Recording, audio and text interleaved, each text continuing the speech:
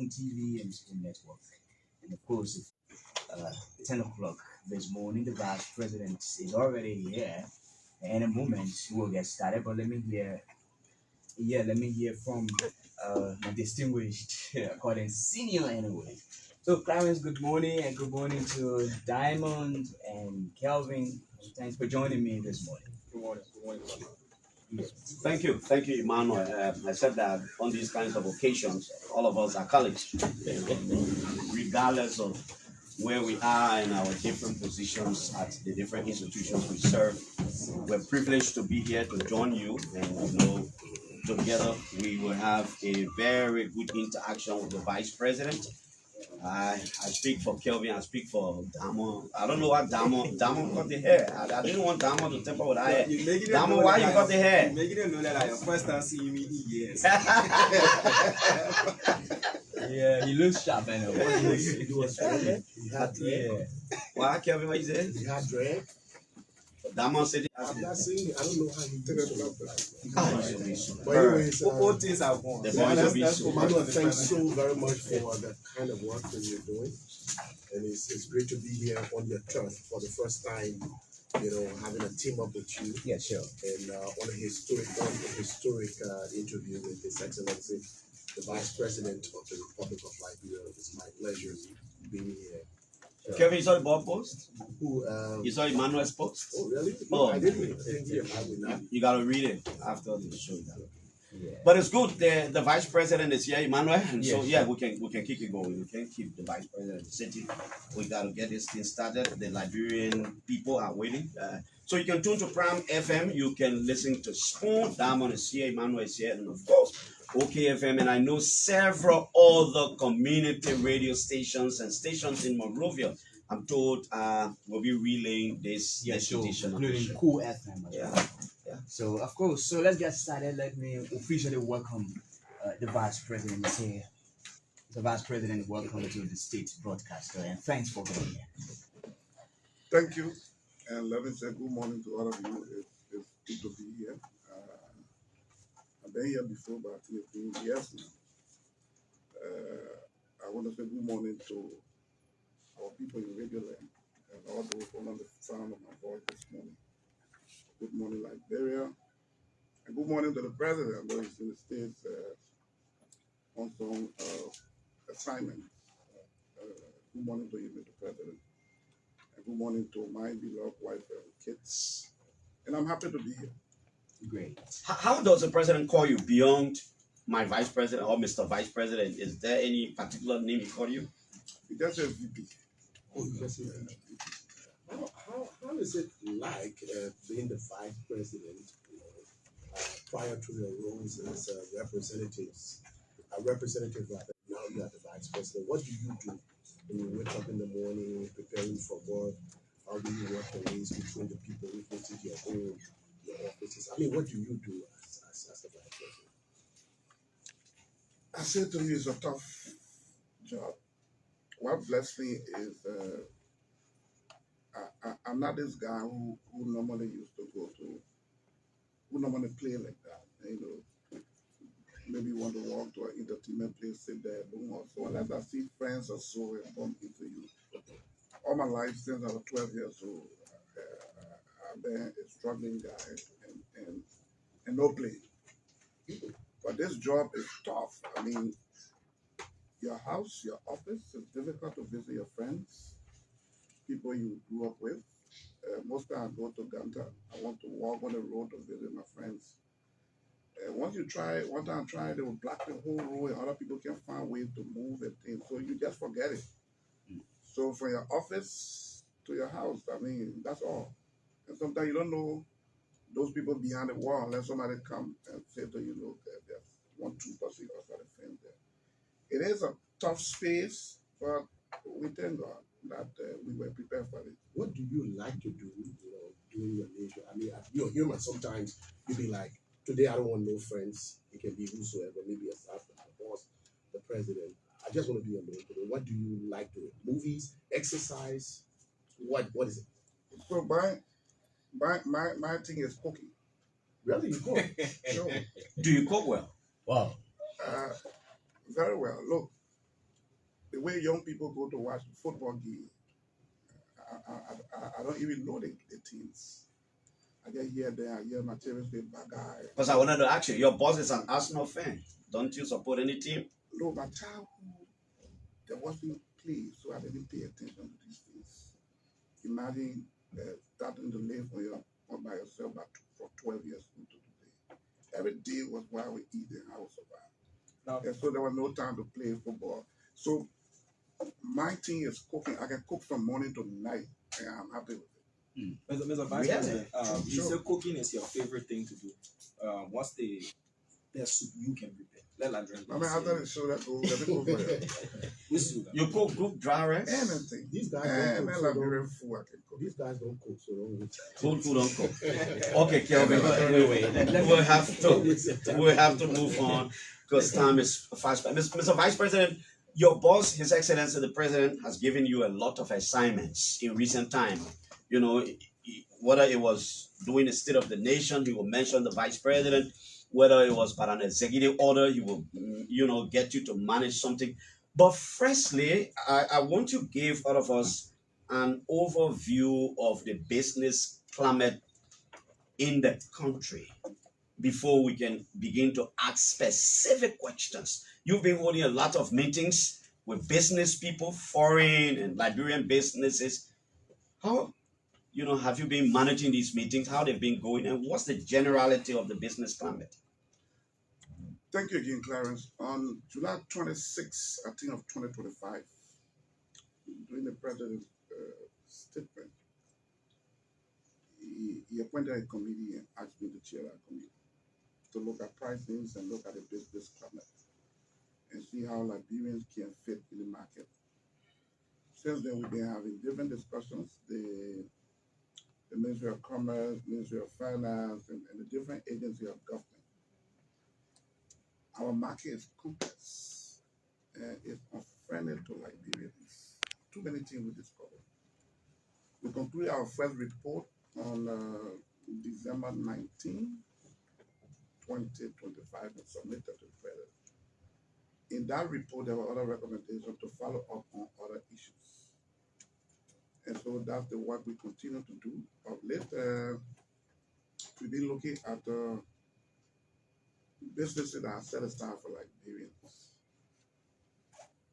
And so this one time I thought that, look,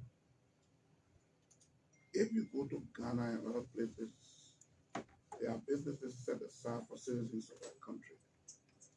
And so whether we could do a law to look at some of the businesses we could set aside. And so we asked the Ministry of Commerce and other people to look around. And then what we discovered was there's no need for a new law. There's already a law on the board. The investment code of 2010. This law was passed in 2010. It's called the Investment Act of 2010. In this law, there are, I think, 16 or 20 small businesses set aside for Liberia, exclusively Liberia. But these businesses are dominated by our foreign friends, most of our foreign friends, and non-citizens from across our. When I say foreign friends, I'm talking about people from different continents. And when I talk about non-citizens, I'm talking about somebody from Ghana, from Nigeria, Guinea, Sierra Leone, and Cote d'Ivoire. Among them is the supply of sand mining should be exclusively Liberian business. It should be for Liberian people. Block making, so the concrete blocks making, peddling, travel agency, and lots of them. But major among them is the distribution of all locally produced items in the country. That's a major one. And so we try to look at them to see all the factories in this country. What happened to them? Who are the distributors? Unfortunately, Clarence, you will realize maybe 1, 2, 3 Liberians are part of the distribution all the distributors. Most of our foreign friends. And most of them are my friends. You know, I've been in the private sector, and so I know most of them. And so when we discover and start to place the call to some of them, that look, are you aware that you've been breaking our law? Take for instance, if you look at, you come to look at G5. G5 is the former Coca-Cola factory. The former Coca-Cola factory is not the biggest producer of beverages in Liberia. That company, if you find those who do the distribution, there's one company called 750 Enterprise. It's owned by our Lebanese friend, one of the major distributors. You got Aaron Brothers, an Indian firm, Indian entity, CNC Store. You say Aaron Brothers? It's ARUN. Okay. Aaron Brothers is owned by an Indian. You got CNC Store is also owned by Indian. You got one Liberian with one Bill de la Moon. I think Bill is from Kpan Koung. It's the only Liberian distributor.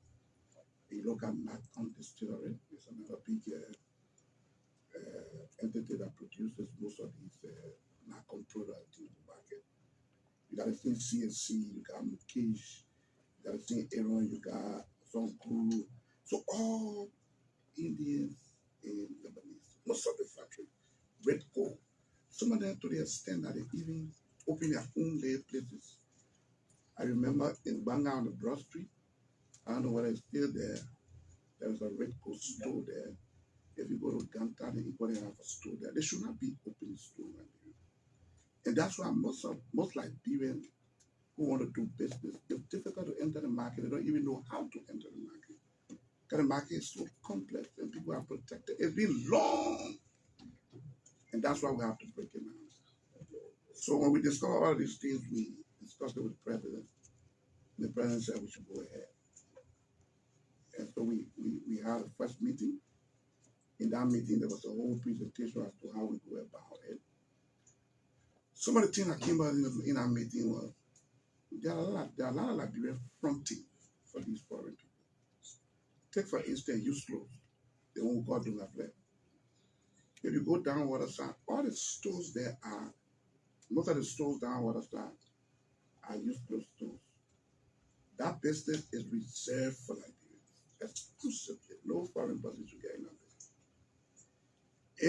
If you ask those people to give you their business registry, they will give you, am I good? Yes. Thank you. You are.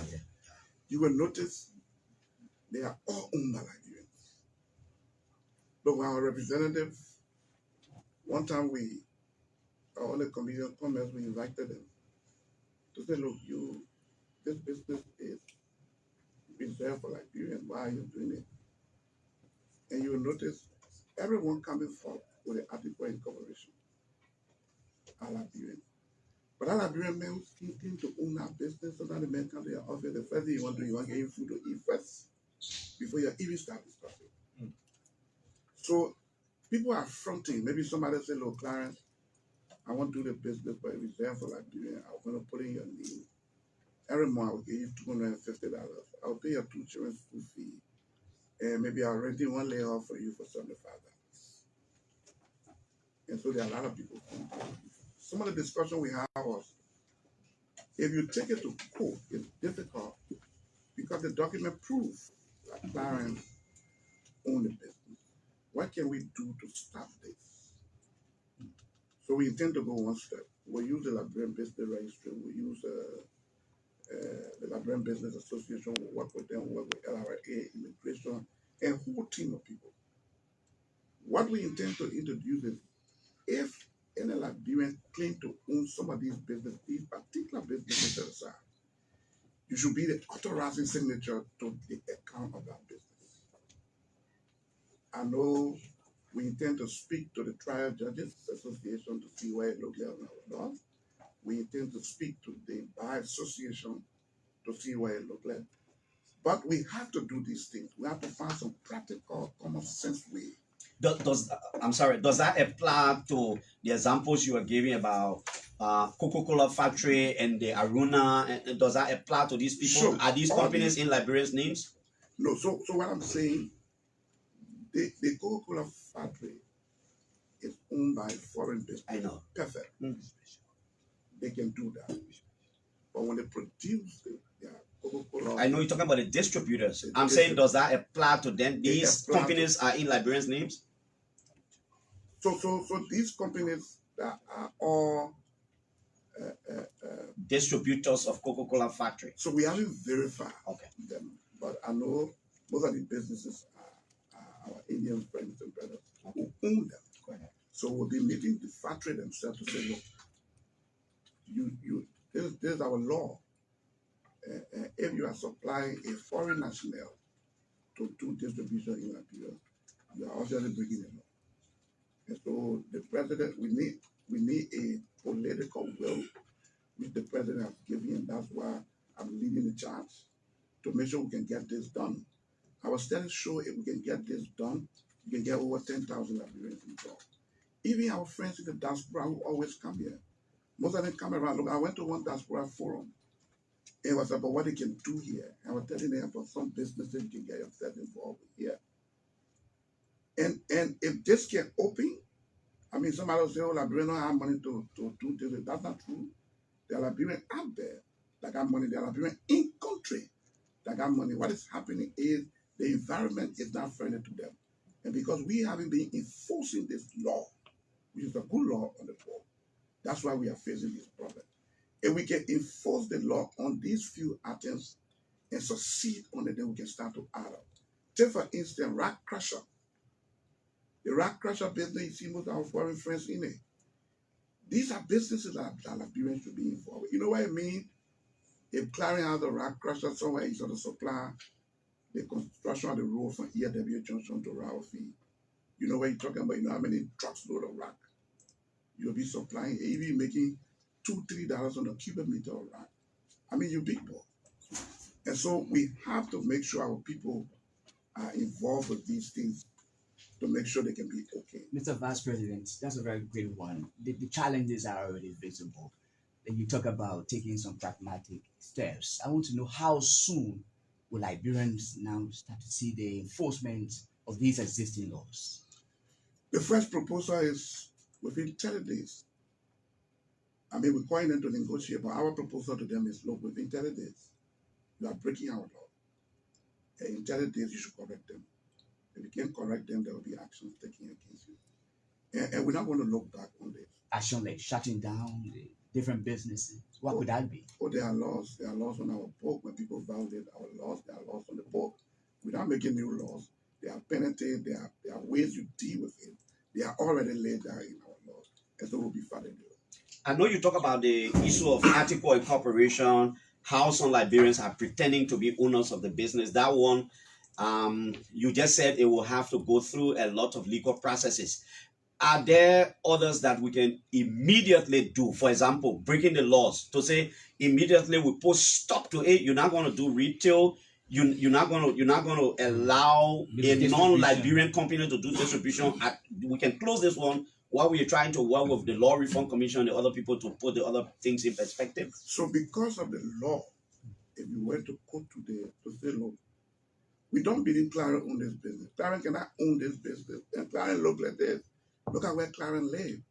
Look at how Clarence children look like. The court will not support you because Clarence can choose to live the way he want to live. Clarence can choose to have money and don't eat a day and eat one time a day or eat 2 times every week. So what we are doing is to put some common sense. We will be saying to register your business, Clarence who owns this business must be the authorizing signatory to the account. And so if Clarence is the authorizing signatory to the account, to the extent that this foreign person will ask Clarence to put all his money in his name and he can move money at any time from the account, they both of them are okay. They can continue that.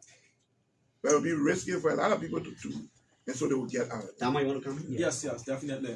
Honorable Vice So I want President. us to spend a lot of time on this business issue. I agree because Yeah. it also plays a pivotal role in Yeah. why we have massive unemployment in our country. Honorable Vice President, you mentioned 16 to 17 businesses that are reserved for Liberians as one of the problems. But there's also been fair criticism that access to loans, especially for startups and Liberian businesses, programs or for private banks, they're not readily available for Liberians.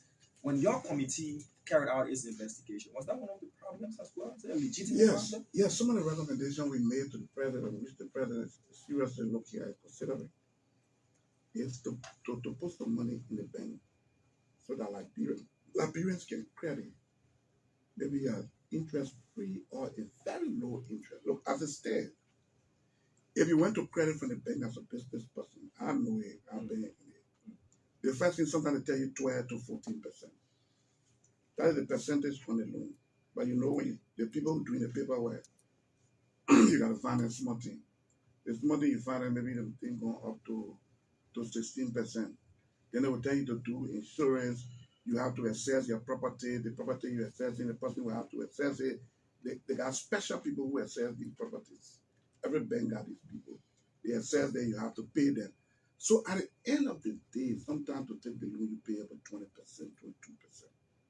And there's no business in this country you're doing to get 22%. Unless you're selling drugs. It's not possible. Most of our percentages are between 5, 6, 8, 10%. So that's why you see a lot of Liberians run into not paying the loan. That's one aspect. Because before you finish taking the money, they give you maybe 1 month, and the next month you got to pay. Sometimes you even sending for your going. That's why one of our recommendations to the president was about APM terminal and the Max line.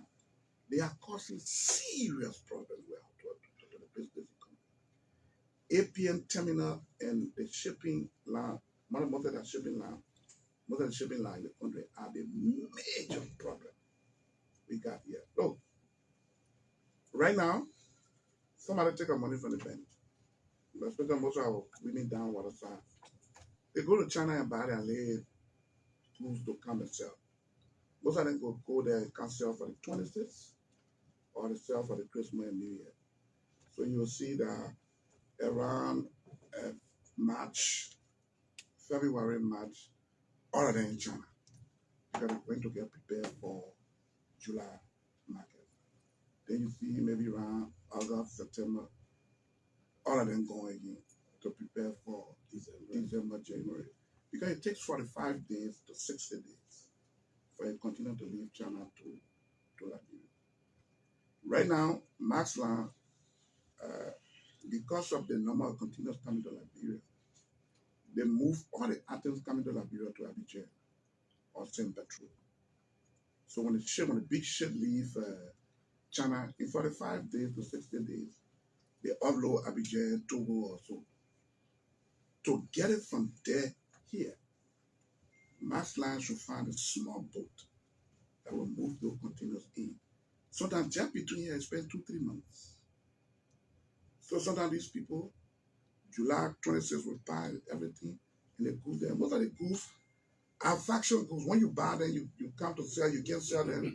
Before you go buy, there's a new faction. Nobody want the old one again.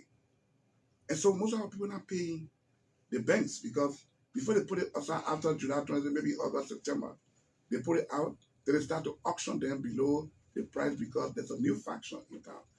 The market is complicated for our people. And our recommendation to the president is, and the president have to take this, take it by the bull, take the bull by the horn. We have to have a serious conversation with APM terminal. I know they are a big company. When you want to talk about them, they say, oh, Great Britain there, this person there, that person sitting somewhere. This big country, we understand. We are a small country. We have to manage to work with them. But we think they are not fair to our people. And I always say that because APM terminal and the max line and shipping lines in this country are some of the major problems our people face. We have to face them, not to fight them, but call them to the table. What kind of agreement we say we can look at after 25 years? We have to look at it. I mean, if it costs us to go to arbitration, let's do that. Take some action. The president is looking at it seriously. and I can assure you there are discussions ongoing, and there will be some actions taken. Kelvin, you want to come in? Mr. Vice President, I sat and listened to you. We are talking all in business for creating an enabling environment for our people to survive, for our people to live. I heard you speak about fronting. I know that I've had conversations with even some of our foreign friends who have said trust and credibility is an issue. To take my business as an Indian and give it to Clarence Jackson, I, Kelvin, them wouldn't want to do so. And if credibility is an issue, this could drain, the economy of our country. It could affect employment, and they are called, quote unquote, the superstructure. They have a way of fighting back. They have a way that they monopolize, manipulate the system to fight back. That's one. The other issue is has been long running businesses. Business owners have been crying about the tariff at the ports. This has been a long trending and running conversation.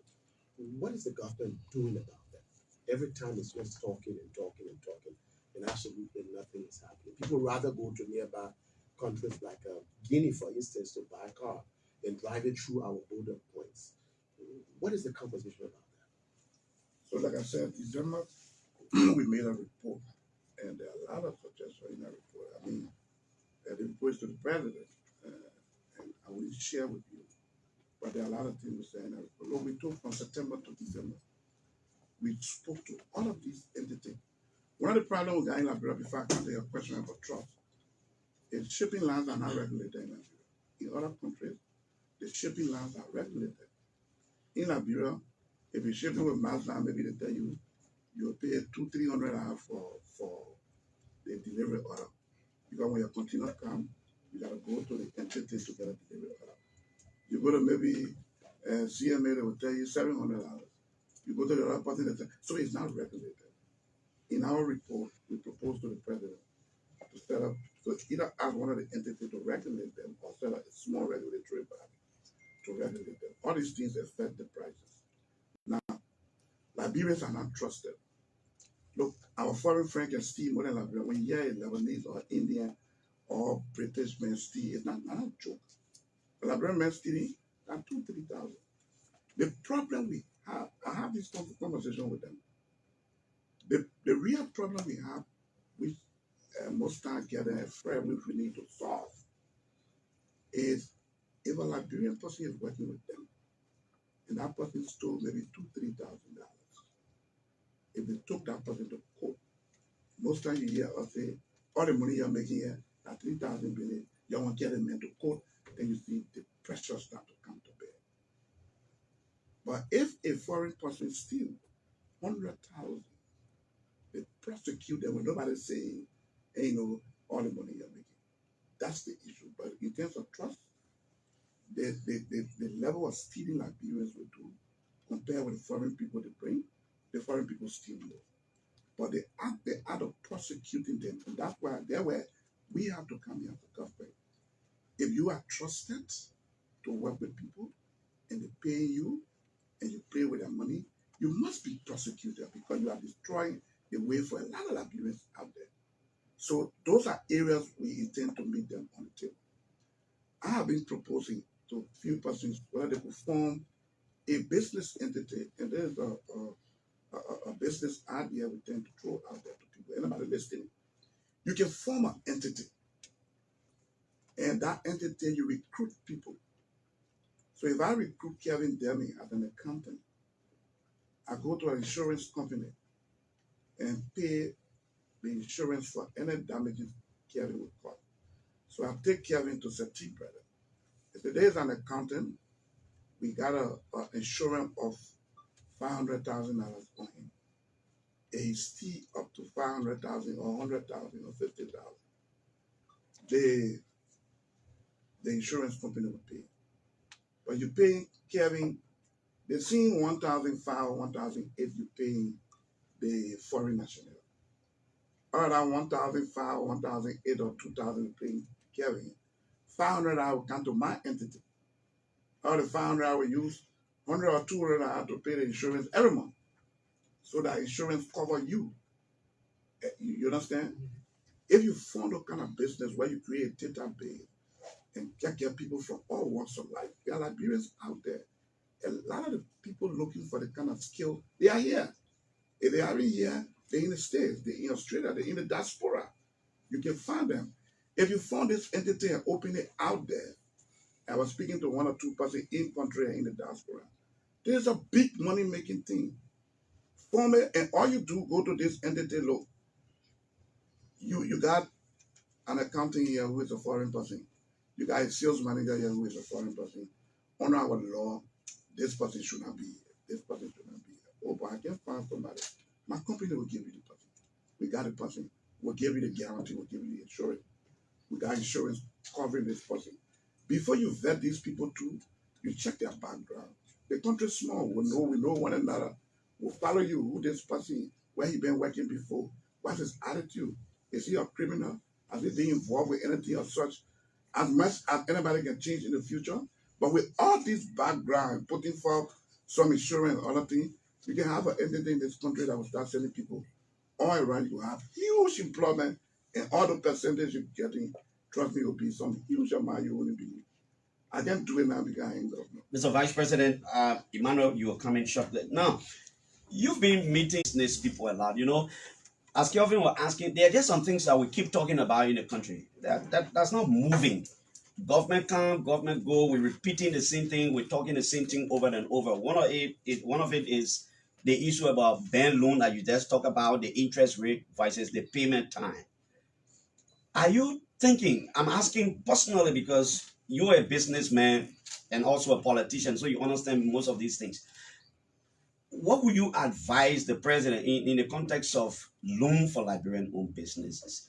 I've always said, look, everybody can stay online, go to the executive mansion and tell the president to divide the money in the country. Can the government put some very good money somewhere, either at the central bank, working with Ministry of Commerce and other people, so that Liberian businesses can go there and take monies with a low interest rate, Sure, long payment time?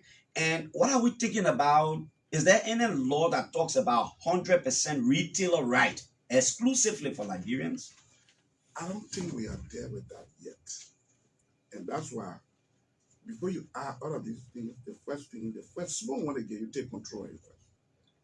If you cannot secure the small one, and you start to add other things, you're just making law and going nowhere. The first thing we're trying to do is to seize of these few businesses in the Southwest. Once you take seize of them, then you get to the legislature. We've been having some legislature being in the room. I mean, Amara being in the room. We all been having discussion. I've been in the Senate and the House, so I got friends there. And we've been talking to them. So once we get these first ones under control, and I can tell you, Clarence, what has been lacking is the political will. The president asked me to get involved with it. I will execute to the core. Unless the president called me back, nobody can stop me. And you, my friend, will be laughing, we're having a discussion. You will do the right thing. And it's even cheaper for them if they work with Liberia. Look, to pay some of these people you're bringing from out, you have to pay their ticket. Some of them got insurance on there and too many things. The money you pay them to find Liberians here that can do the job is much better for them. All we need is that political will which the president has given. The president is supporting us friendly. The reason why I came to studio is to let the country and those people involved with this matter know that the political will is behind it. It should have been the Minister of Commerce here. But I've been asked to come to studio. The president told me to come myself and let them know in 30 days we'll be having serious conversation and there will be some actions taken.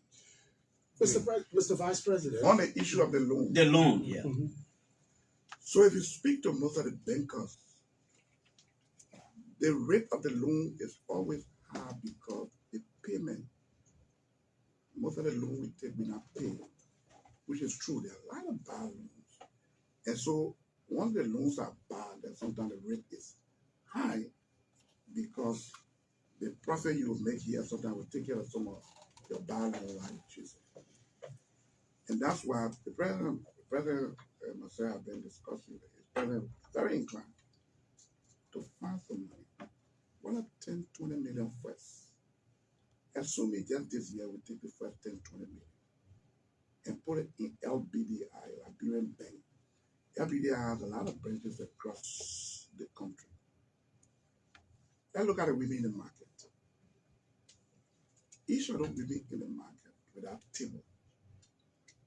table, trust me, it costs more than $500. They get their two burgers, maybe like $30 or $28, $14, $15. They get one tin of agua oil, maybe $35, $40. Two tin of red oil, $20, $20. Onion bear, $15, $20.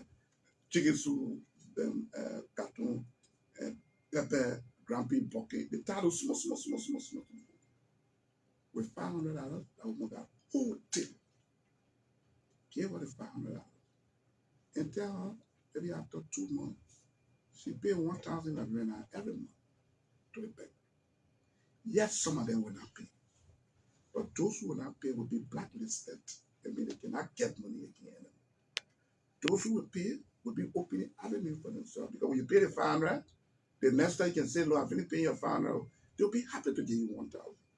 When you pay the 1,000, the next time they'll be happy to give you 1,005. Look, motorcycles. People can say, oh, motorcycle people, that's a big industry in this country.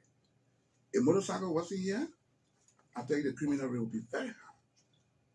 If you go to the interior, motorcycle does all places ambulance can move. Motorcycle moving practice with you. Motorcycle, when people die, motorcycle move them. The motorcyclists got different riders. So if you buy the bike, Clarence bought a bike and gave it to colleague. So colleagues ought to be riding. Clarence bought it back for 1,000, gave it to colleague for 1,300. So colleagues ought to ride it back and pay Clarence the 1,300. When he paid the 1,300, colleague owns it back. Because colleague is riding for Clarence, colleague want to make the money quick. Colleague will find another person, they call that person Speckle. Speckle means spare driver. So colleague drive in the morning up to 6 in the evening, he's tired. The Speckle pick it up, because other men I get back. So Speckle take it and run overnight till 6 morning. And Speckle may report to Clarence and take it late share. And colleague take it late share. Then colleague pick it up the next morning. So most of the back runs 24 hours because there's a rear driver operating and there's a Speckle driver operating. Motorcycle people know what I'm talking about. If we were to put some money in the bank and say, look, most of the bank, the RAP, TVS, Bajaj, thing, it's around 850 now and 950. And say, look, each of you can take $1,000 to the bank, credit, and you will work and pay the same way you're supposed. So we're not adding anything. Most of the guys will own, and people can own, some people own bikes, they got 2, 3 houses. I know people who own bikes, that from bikes they open store today. It depends how serious you are. Besides, some of the people who got their little stores, if you get some of them 10, 15,000, we need to make that decision as a government. If you depend on these foreign banks and other people to say they will give our people loan, trust me, our people will not grow. And so we have to put into place some mechanism, take some money, whether that's 10, 20 million, take from the budget and put it in an account and make sure Liberians go for it. This informal sector, there are a lot of people in the informal sector. We have to help them there while we're trying to create the bigger job, which takes time. And that will lead me to illiteracy. Some of the problems we got in this country, the biggest of all, I believe, and anybody can say it's a debate, is illiteracy. Mr. Vice President, I will let Emmanuel come in. We wanted to treat it as a discussion. Yes. We will transition to other areas. Thank you. I wanted to know, in essence, Mr. Vice President, who is benefiting more for doing businesses in Liberia, and how does the climate look like for Liberian-owned businesses in essence? The climate is very bad for Liberian business. I can say that. I'm a witness. Hello. I'm passionate about this because this is my area. Normally, I can joke with people and say, look, I'm a real area, I'm an entrepreneur. I came to hustle and say, God bless me, I read the level. But as soon as I finish, I'm going to rap back. Because that's somewhere I got passion for. If I sit here, we don't fix it, and I go back there, my friends will say, my man, you are there, you don't help out with the thing, come by or in the thing again. You're going to be talking to somebody else. And that's why I say with the speed I'm moving with the president's support and the president's instruction, unless the president slow me down, because he's the only person that can slow me down, work for him, we are moving. Okay. That brings me, sorry, Go ahead, you're Kelvin. concerned about the business climate prior to the start of the inception of the government. There were concerns about MedTech Scientific and CTN. What has changed? Because they're still operating, that's one. Secondly, I'm receiving reports right now that CTN has stopped all brokers from making CTN payments in the country to pay overseas. So that's a news to me. We're going to look at that. Some of the problem we face is the issue of the law. One of the first things the president has instructed is to cancel these things. But then the lawyers we advise, the code, there's a contract. You sign a contract. For Liberia to be signing contract, canceling them, it's send a negative image out there that look. These people, if you sign a contract with this government, when the next government comes, they cancel it. Business people will be afraid to come in your country because it's not reliable. When they sign a contract with government, regardless of what government comes in, all you can do is to fix it. And so I was instructed to look at the city and METEC. So the LRA boss has advised that look, METEC is building a center at the port where they put in scanner and what's that. Now, they are having discussion to carry Liberia percentage up. I think they've done that already. And the percentage they were giving Liberia is low, and they were taking it up. So LRA should be discussing that. But right after that construction, we have to look at it and see whether the LRA can take over now. And instead of them leaving them in the middle of the construction and shutting it down when the court, the lawyers are saying you signed a contract. That contract was signed by your government. Despite it not being you as the person who is the justice minister or finance minister now. But you signed a contract, it's a government contract. And so those are some of the things that are keeping up. But trust me, we are looking at it and see how we can address it. Mr. Vice President, I'm keen on the startup, the loans. You spoke about that, and you talked about political will as well. We've seen political will and somewhat half done, where we've had loan schemes that now we have people being indicted for such schemes. Some of these schemes come about during political seasons, especially approaching campaign time, and you see monies will be dished out and all of that. How different is this proposal you're talking about? How different is it going to be? How impactful? And when? Because the budget is already going. We're looking at December now, for the discussion of a new budget for 2027. How soon as well can Liberians expect to see this meaningful startup loans being given to Liberian businesses, not just in the urban areas, but the hinterlands as well, to see this economic growth and drive the country? So the budget, the president's vision. It depends what the president wants in the budget. Once the president sends his vision to the legislature look at it and see whether they can move some numbers around. But the budget is the president's budget. Like I told you, the president is considering it seriously this year. I had a conversation with him, so I know what I'm talking about. To put some money in the bank for business people.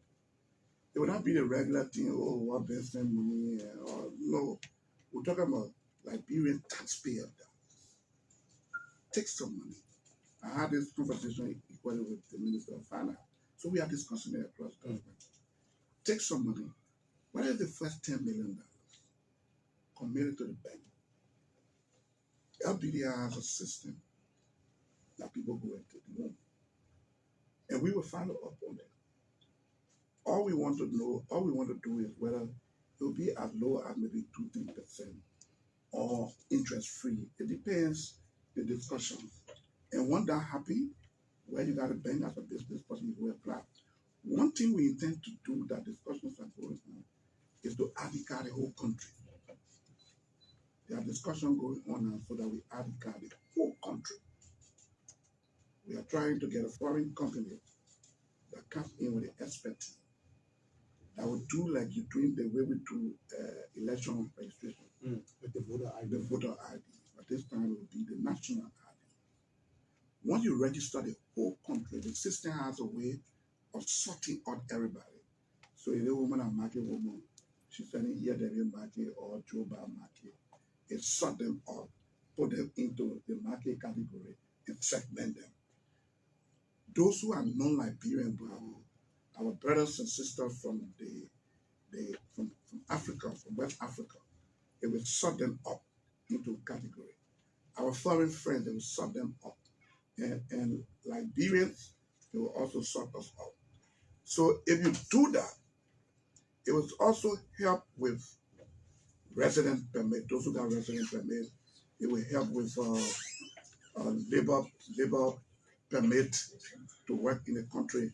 It will do a lot of things. So that we already put our people into category, and we know them, and you know how to target them. You know where to find them. And so there are a series of discussions going on so that they go together with what we want to do. In the States, you got social security number. We intend that this card will have a social security number. So that number is assigned to you, you die, you carry that number. That number is nobody's number. So when they tap that number in, to find you. If you even went to register a car, just take your ID card, they can pull it out. So it's a whole system we're trying to build. Conversations are going on. There are companies that have applied. Discussions are going on. When we conclude them, at a certain point in this country, there will be, the president will announce 1 or 2, 3 days for holiday so that people go and register everywhere. All of these things will help to know who are our target people, what are the number of people we're talking, because most of the numbers we're throwing are just estimated number, they are not real numbers. These ones will give us real numbers. Okay, guys, I think we can move on to Yeah, the sure. next sector. Thank you, Mr. Vice President. Right now we will move to the mining sector, where the president has again given you an opportunity. I know we'll conclude with the Putu mining deal. We want you to tell the country exactly where are we now. But recently you visited Grand Kpan and you visited B Mountain, and as a result of that visit and some of the information that came up, there were multi-dimensional discussions across the country about the mining laws of the country. Some are calling for reform and all these things. But you looked surprised when you went there. Why did you look that way? You were a representative, you became senator, you signed onto some of these agreements. Why did you look surprised? So it was my first time at B Mountain site. I never been there before. That was my very first time at B Mountain site. I thought B Mountain was some small company, digging somewhere. I didn't know until I went there before. I was shocked. I was like, why the guys are huge here? And from what I saw, B Mountain is the biggest taxpayer in the country. I thought Mita was the biggest. But B Mountain paid more money to government than Mita. I didn't know that. Yes, I got to know that when I got there. Now, is everything okay there? No. Are there issues? Yes. Can we solve it? Yes, but it requires discussion because we just passed the NDA in 2023. Again, it's a government that passes it. You have to be careful that this government come and pass something and you just come in and crash it down. Again, the message you send it to the world is that you want to do business in Liberia, you got to do it with that government for 6 years. After 6 years, you don't know what to expect the next 6 years. Nobody will move their money into an environment that is not stable. Now, There are a lot of discussion going on. For some reason, a vice president, not everything I can say. Something I can say, I can say. Something I can say, the president can say. But I will move to B Mountain this year. B Mountain is doing, B Mountain is projected to produce 370,000 ounces of gold this year, 2026. Fortunately, this year, B Mountain will be paying some property and things to Liberia because they've gotten most of their investment. They are in a stage where they have to pay. If you look at direct and indirect taxes this year, B Mountain is projected at paying a minimum of $250 million. On the high side, they could be paying up to $300 million. Mita Steel, on the low side, Mita should be paying, Mita is projected to move about 20 million tons this year. If they move 20 million tons, they are projected to be paying about $150 million on the low side. On the high side, Mita could pay up to $200 million. You have Bad Chico. Bad Chico should be moving 1 million tons of ore this year. It's a projection. I mean, they could move more, they could move below, but their projection is about 1 million tons. And Bad Chico should be paying about $10 million to Liberia. You have China Union. China Union should be moving 2.5 million tons of ore this year. And direct, indirect taxes should be about $2.5 million. Now, if you put the mining sector together, on the low side for the mining sector, we should be getting about $485 million this year. On the high side, we should be getting about $585 million. That leads me to electricity. Why am I going to electricity? The last time the president, we had a discussion, and the president is very serious about electricity. So the president wrote some communication and asked me to talk to B Mountain, talk to Mita, and most of the major mining companies in Liberia. I should have gone to Dubai the morning the bombing started. And so we got our tickets and everything, but when we were about to move, the bombing started that very morning. And so we came back. Now, if we don't solve electricity problem, everything we'll be doing in Liberia, regardless of which government, will be window dressing. Electricity is the major problem for which this country will never grow unless we test electricity. Electricity is everything. Look, without electricity, the hospital will not work. Regardless of how much, go buy the MRI, bring the hemoglobin machine, the dialysis machine, and anything you bring in the country. And you know the way electricity can come? When it comes one time, boop, boop, boop, the third time it blow acid up in it. Something will spoil. A machine you invested millions of dollars in, you have to move it. Sometimes somebody is on the table, they're doing surgery, that person on oxygen. And electricity just went off, it costs people life in this country. The health sector will not work, regardless of how much money you put in it, if electricity is not taken care of. Agriculture will not work. Because if our mothers, so that you go on the map back the road, you see the people growing, all their little potato green, parasol, pepper and things. When that woman grew that potato green for 1-2 months, water A and everything, and cut the green, put in the big laba, put in the taxi and bring it to Red Lake. Our people go in the market in the morning, they want to buy fresh green. So they buy the fresh one.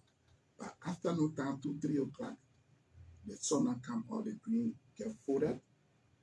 The next morning, nobody want to buy it. 2-3 days, get red, the woman throw it away. And then she get discouraged all the time. I spend in the swamp. And you know, I didn't even get anything from the thing. I'm not going to do any potato green thing again. I will be passing around asking the people to help me with better. It's better than to waste my energy here. If you have electricity here stable, very cheap, any of you can choose to build a cool room to a temperature where you can store vegetable. You get a little picker, you get a little small truck, and just put your number up.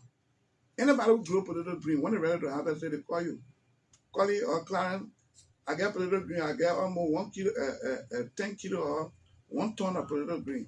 You go there to harvest or you buy it, put it in your truck, you pay, then come and put it in your storage. Okra, pepper, and even the plum we're doing now. Right now, plum is wasting. So you see the whole bucket at $100. Right after this season, 1 month from now, one plum you can sell that same bucket you bought for $100 for 10 hours you and will be happy to buy. But because there's no storage, there's no electricity, this thing get destroyed. Clarence, you're a teacher. They pay you maybe $250, $100, $150 US with 15,000 LD. You live somewhere around SKD Boulevard. Your wife got to go to market, either Oro or ELBC market or Relay. If you got a motorbike, maybe it'll be 200 LD to go, 200 LD to come. 200 LD, that take the rate at 200, do the rate 180 something, but I take it at 200. It means $1 to go, $1 to come. A teacher, your wife have to go to the market every day for 30 days in the month. So she spend $1 in the morning, she goes, she come, she cook. The food you eat in the morning, the trainer won't be soon, they will wait down, and she go back. So you realize your wife is spending about $60. Some distances I'm sure you pay 100 LD to go, 100 to come. You pay $30 for only transportation to go in the market. If electricity was stable, you buy a little small freezer, $250, $300. Maybe you take it from the LPA store and you pay $25 every month. Your wife can go in the market one time, buy potato, green, palm butter, cassava leaf, or she bring it, she package it, buy chicken feet, cartoon, and thing, and she pack it, bring it, and put it in the freezer. Every day, if she won't cook every day, then she just take one Saturday and Sunday, she cook 2 days and put all the soup in the rubber pan and put it in the box. When you come from where you get a little small microwave, cut some soup, put small red, make it hot. You eat some, you tired, they have red, you put it back. The next day, you can't tell that see red, you put it in the microwave. It cut down a lot of expenses. Yeah, and Mr. Vice President, we spend some more time on electricity because I know I was part of a forum on your farm. I think it was 1 or 2 years ago, if I'm not mistaken. You converge stakeholders. So let me tell you what the president is thinking now. Yes, I wanted to know what's your vision for getting rid of the electricity price so that we don't keep complaining every time So back to back. Long-term plan. To get rid of electricity, like I told you, the president asked me to sit with some of the media companies. I started with Mita and the CFO of Mita. My conversation with him was, look, the president wants to solve this electricity problem. Mita, you need electricity. Right now, you pay 18 to 21 cents for electricity. You need power as cheap as 10 cents and below to make your project viable. We have all of our rivers, but we don't have that single big capital to invest. Can you do that investment? And we discuss whether we can commit some of the taxes you're supposed to pay to us. We committed, and this will take a whole government approach. The legislature, the executive, we have to come together and say, look, take some of these taxes, and when the electricity come up, if you're taking 100 megawatt, take the 100 megawatt for the next 5-10 years until you get. We can have some discussion. We met with B Mountain. B Mountain, besides doing mining, they are heavily into construction. I'm told, if I'm right, they built an airport in Ghana. They've done a lot of hard work. As we speak, there are a team from B Mountain in country looking at our hard work, Mount Coffee. They are doing it steady now. They gave some consent and they are doing it steady now. What are our problems? You meant to say Metal Steel? Or? No, we're talking to Metal, we're talking to B Okay, Mountain. okay. So B Mountain got a team in country. They are good at building hydro. They told the president in a meeting they can build a hydro for 3 years. They can get it ready. Why do you say our hydro don't work during the drought? Because that, Excuse me, at the same place where we have our current hydro or a new hydro? okay, so there was a study done in the 70s, and that study has been improved on. The Via River and the St. Paul River, there's two rivers running to Mount Coffee. There's the Via River and the St. Paul River. Those rivers, when they flow in, they flow into the Mount Coffee, but during the drought, it gets dry. This study says there should be a reservoir built. There should be a reservoir built that can store the water, control the flow of the water. Once you build that reservoir, whether dry or rain, you will have always a flow of water because all you need is the force of the water to turn the turbine. And that's why we make the hydro very cheap. You just need water to flow. The study says, and World Bank has also said that to build the reservoir, the preliminary studies show you need $1 billion. So every time we hear 1 billion, we say, no need to even start. Why we going with 1 billion? But we got to take a step. If you don't start, you will never start. You have to start. Some of my discussion with the president said, look, Chief, we don't have the money. We might need about 2 billion to 3 billion in the electricity sector. Because we're not just talking generation. To do the reservoir, to do the turbine. That's one aspect. Right now, the line coming from Mount Coffee to Monrovia, transporting the power, the high tension line, we lost it about 3-4%. Because the lines are smaller, we need to re-strengthen those lines. So every power that leaving Mount Coffee, we lost it about 3-4%. We have 4 turbines in Mount Coffee. Prior to the war, it was the same 4 turbines. But those turbines were 16 megawatt each. When the war came, it got destroyed. People looked at the place. We remodeled the turbine and put the same 4 turbines. But this time we made it 22 instead of 16 megawatt. And that's how we got 88. When it got through, when it got problem, and so we lost 22 and we have 66. So during the rainy season, the 66 flow. During the dry, the water go low, and we lost almost everything and only get small from there. Now, if that reservoir is built beside Mount Coffee, right by the reservoir, you can do St. Paul 4. You got St. Paul 1. They started talking about St. Paul 1, St. Paul 2, St. Paul 3, St. Paul 4. St. Paul 4 is projected around 400 megawatts. It's right close to the reservoir. If you put a turbine there, and the guys are saying they can cascade the turbine, meaning they put some here, they put some here. If we can get about 400 or even 1,000 megawatts after building the reservoir, Liberia is ready. And look, when you get that done, the tourism sector will pick up.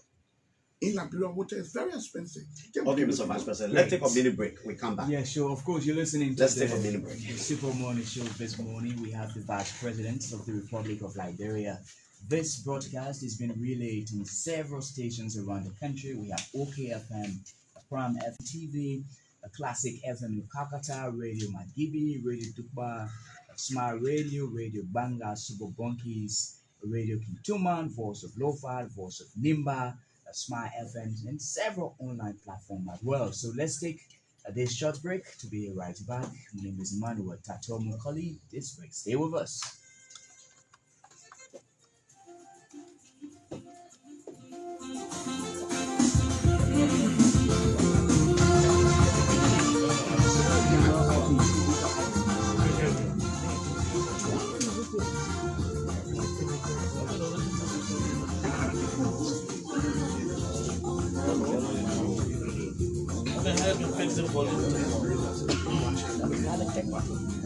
But your technicians are supposed to work on it. Yeah, The owner. The owner. Yeah, but I think much better now. Oh, okay. Yeah, when it started, we were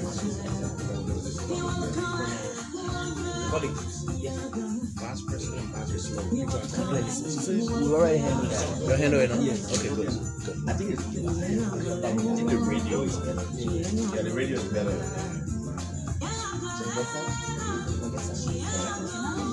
Okay. We'll come and start. Of course, the Super Morning Show, a very special edition with the Liberian Vice President Jeremiah Koung. We are talking lots of different issues.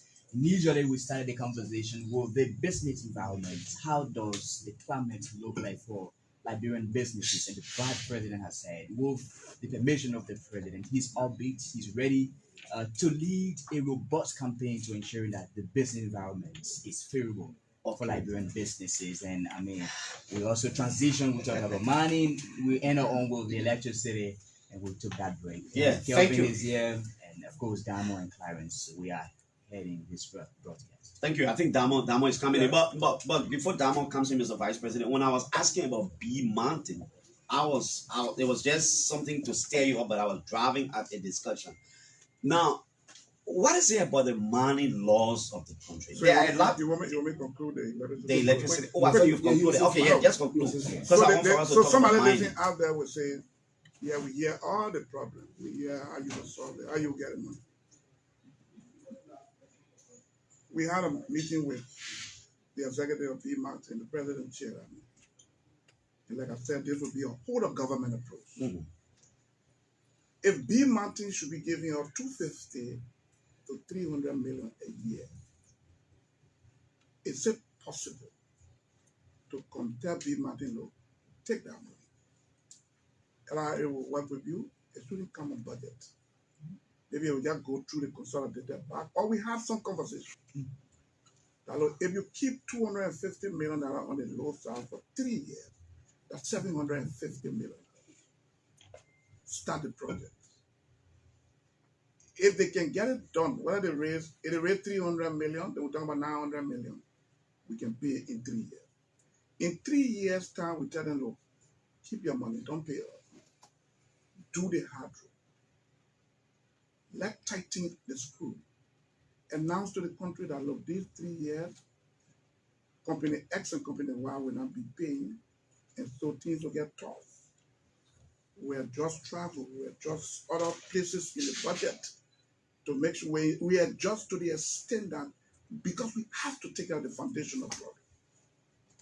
Once we can get that done, in 3 or 4 years, once that project is done, the project is bankable. Meaning, once the project gets up, any bank ready to put money in it. At this time, you can give Mita 100 megawatts.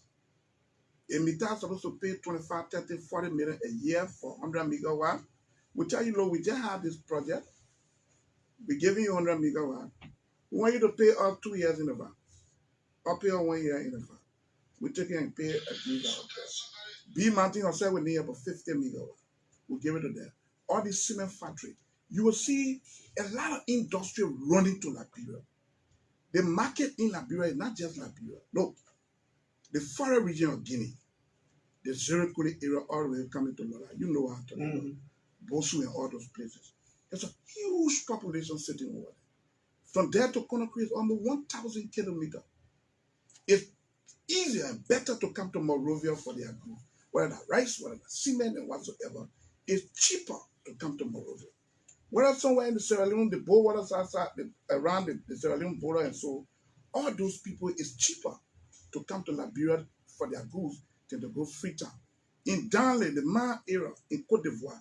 So it's a whole market you're talking about, not just the 5.2 million people sitting here. You're talking about almost 4-5 million people in Guinea. You're talking about another 2-3 million in Sierra Leone, and maybe 1 or 2 in Cote d'Ivoire. You're talking about that. So it's a big market. You will see a lot of people running in here to produce and supply this market. If we don't get electricity done, and this is the president's statement, nothing will work. Before I close, in the 60s, and you can Google it, I was trying to find out when Ghana Day or Hydro. In the 60s, from 1964, 65, 65, 67, President Tubman and Kwame Nkrumah was talking about building hydro. Kwame Nkrumah built a hydro of 1,020 megawatts in the 60s. We did 30. That is to tell you how we think. We think about today. And because of today's thinking, all of us leaders, all of us, and because of today's thinking, the country is what it is. We have to think beyond us. And that's why if we would tie some money in the budget, and you say the mining sector, look, President Biden said he ran a budget of 600 million. The country didn't point. They started with 80 million. The country didn't point. We are 1.2 billion. We can commit the mining sector. The financial people will do the detail. But we have to take a bold and strong. Because if you go to World Bank and all these people want to credit, they will want sovereignty, guarantee, and all these things. Look, the people already moving, the resources for the country, they know they got it on the ground. The studies are done. They know they are here for the next 10, 15 years. Mita here for the next 100 years. All our damn Mita will be here. Let's put the investment now so that we save ourselves in the future. Okay. Yeah, Mr. Vice President, I listened to you on the energy sector. That's one of the committees, again, the president trusted you with, the LEC committee. You met with stakeholders and the rest. But you're talking long-term and sustainable term as well. You mentioned Ghana and where we are and our thinking. That's big. But Liberians are concerned about the intermediary solutions until we get to the bigger one. What are we looking at in terms of renewables? What are we looking at in terms of what we're getting from the West African power pool and the rest? What are we doing to stabilize the bleed until we can have a final solution for ourselves? So that is already ongoing. But it's not enough. Look, power is life. The geopolitics can spin at any time. Right now we're getting power from Cote d'Ivoire. We're getting power from Guinea. Guinea that day, I think 300 megawatts. I think the last 1-2 years. Guinea that day 300 megawatts. The reason why Guinea giving up power is because I think their infrastructure to transport power and things. So they're giving us some for that. But Guinea just put a friend across the border. Why did they decide to cut the current off? What happened? Assuming we in Cote d'Ivoire, there's an issue, we take a vote at the UN Security Council or so, and Cote d'Ivoire is not happy and they cut us off. Your power cannot be dependent on other countries. You have to make a decision as a government, and that's where the president is taking this country. The president is making a very strong decision.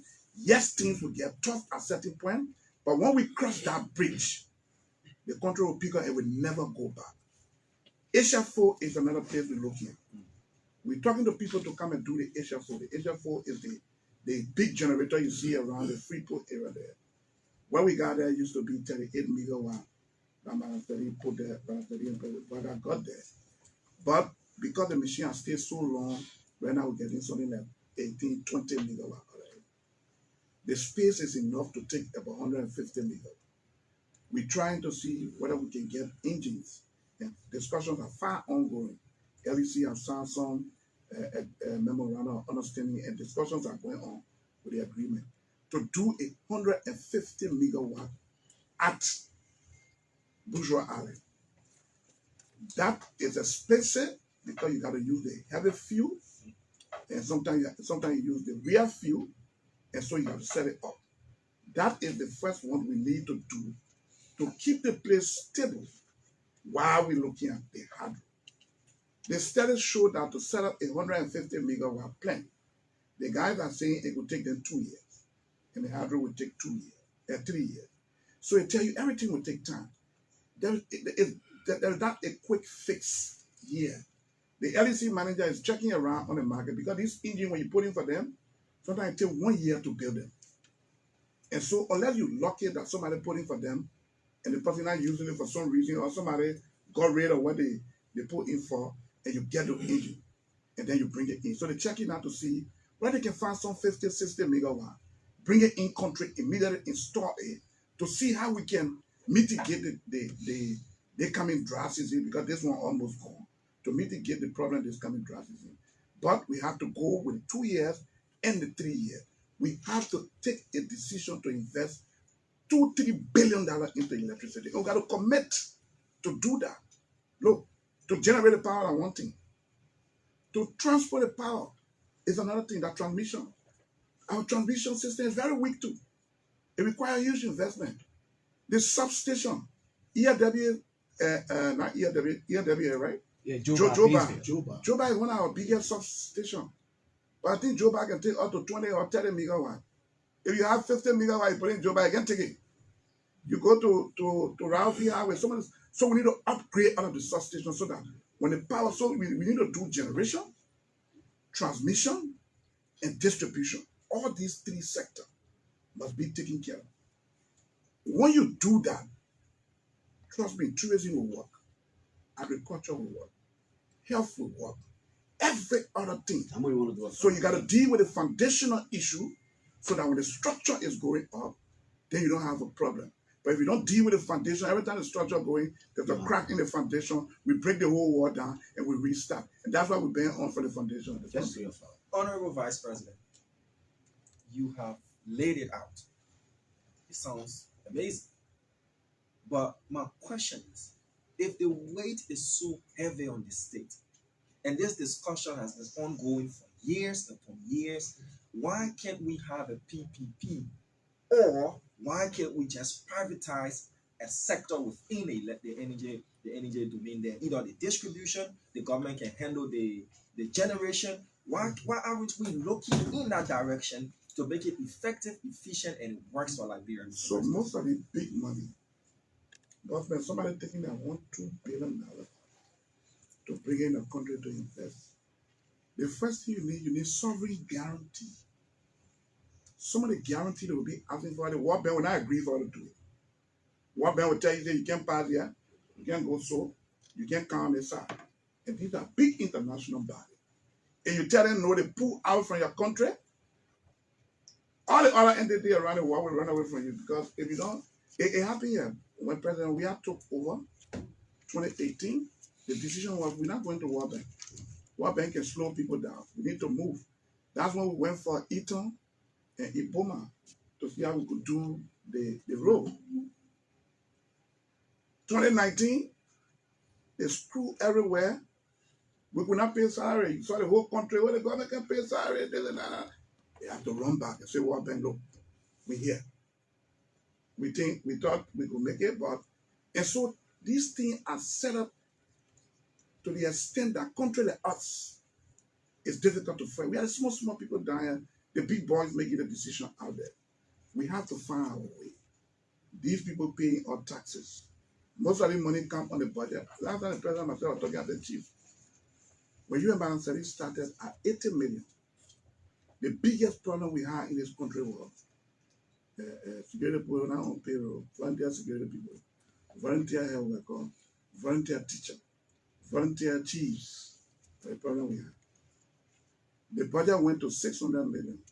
Volunteer teacher, volunteer security, volunteer health worker, and volunteer. The budget is at 1.2 billion. We just did a supplementary of 53 million. Most of the money that volunteer chiefs, that volunteer, so it will not finish. And because the environment is not okay for business and private sector because there's no electricity, so everybody want to go to government. Every Liberian child growing up know that the only way you can ride a brand new car is to be in government. So you either representative, you either minister or assistant minister, then you ride a brand new car. Other than that, there's less than 1% of the population that can really struggle to buy themselves a new car. So the country thinking now is every child going to school is not thinking on the private sector, or the thinking on it. My man, the only way you can survive unless you go to government. We have to break down. That's why this president is saying, to do that, you got to go to the foundational issue that is electricity. Okay, Mr. Vice President, before we take to the lands, importantly, you will give us an update about the Putumayan deal. How far has your committee worked? You know, what is no secret is that following the sensational hostilities in this country, we needed investors to come. So the argument is that most of the deals the legislature signed were to attract investors. Sure. Years have come and years have gone now. And I'm taking you back to the mining thing. There are a lot of Liberians who think our mining laws are bad. And they think we are not doing anything to straighten up the mining law. People believe that when we are negotiating and discussing, we get too much to the concessionaires, to these companies, than we will do for Liberia. You being at the House of Representatives, you are at the Senate, you are vice president now of the country. Do you hold that view? What can we change? So yes, Clarence, most of the deal we had after the war, no business person wanted to bring that money in. So the book can find it and will take money to run away. So the first thing the business maker is showing money. The insurance rate is very high. And when the insurance rate is high, they make to put it on your.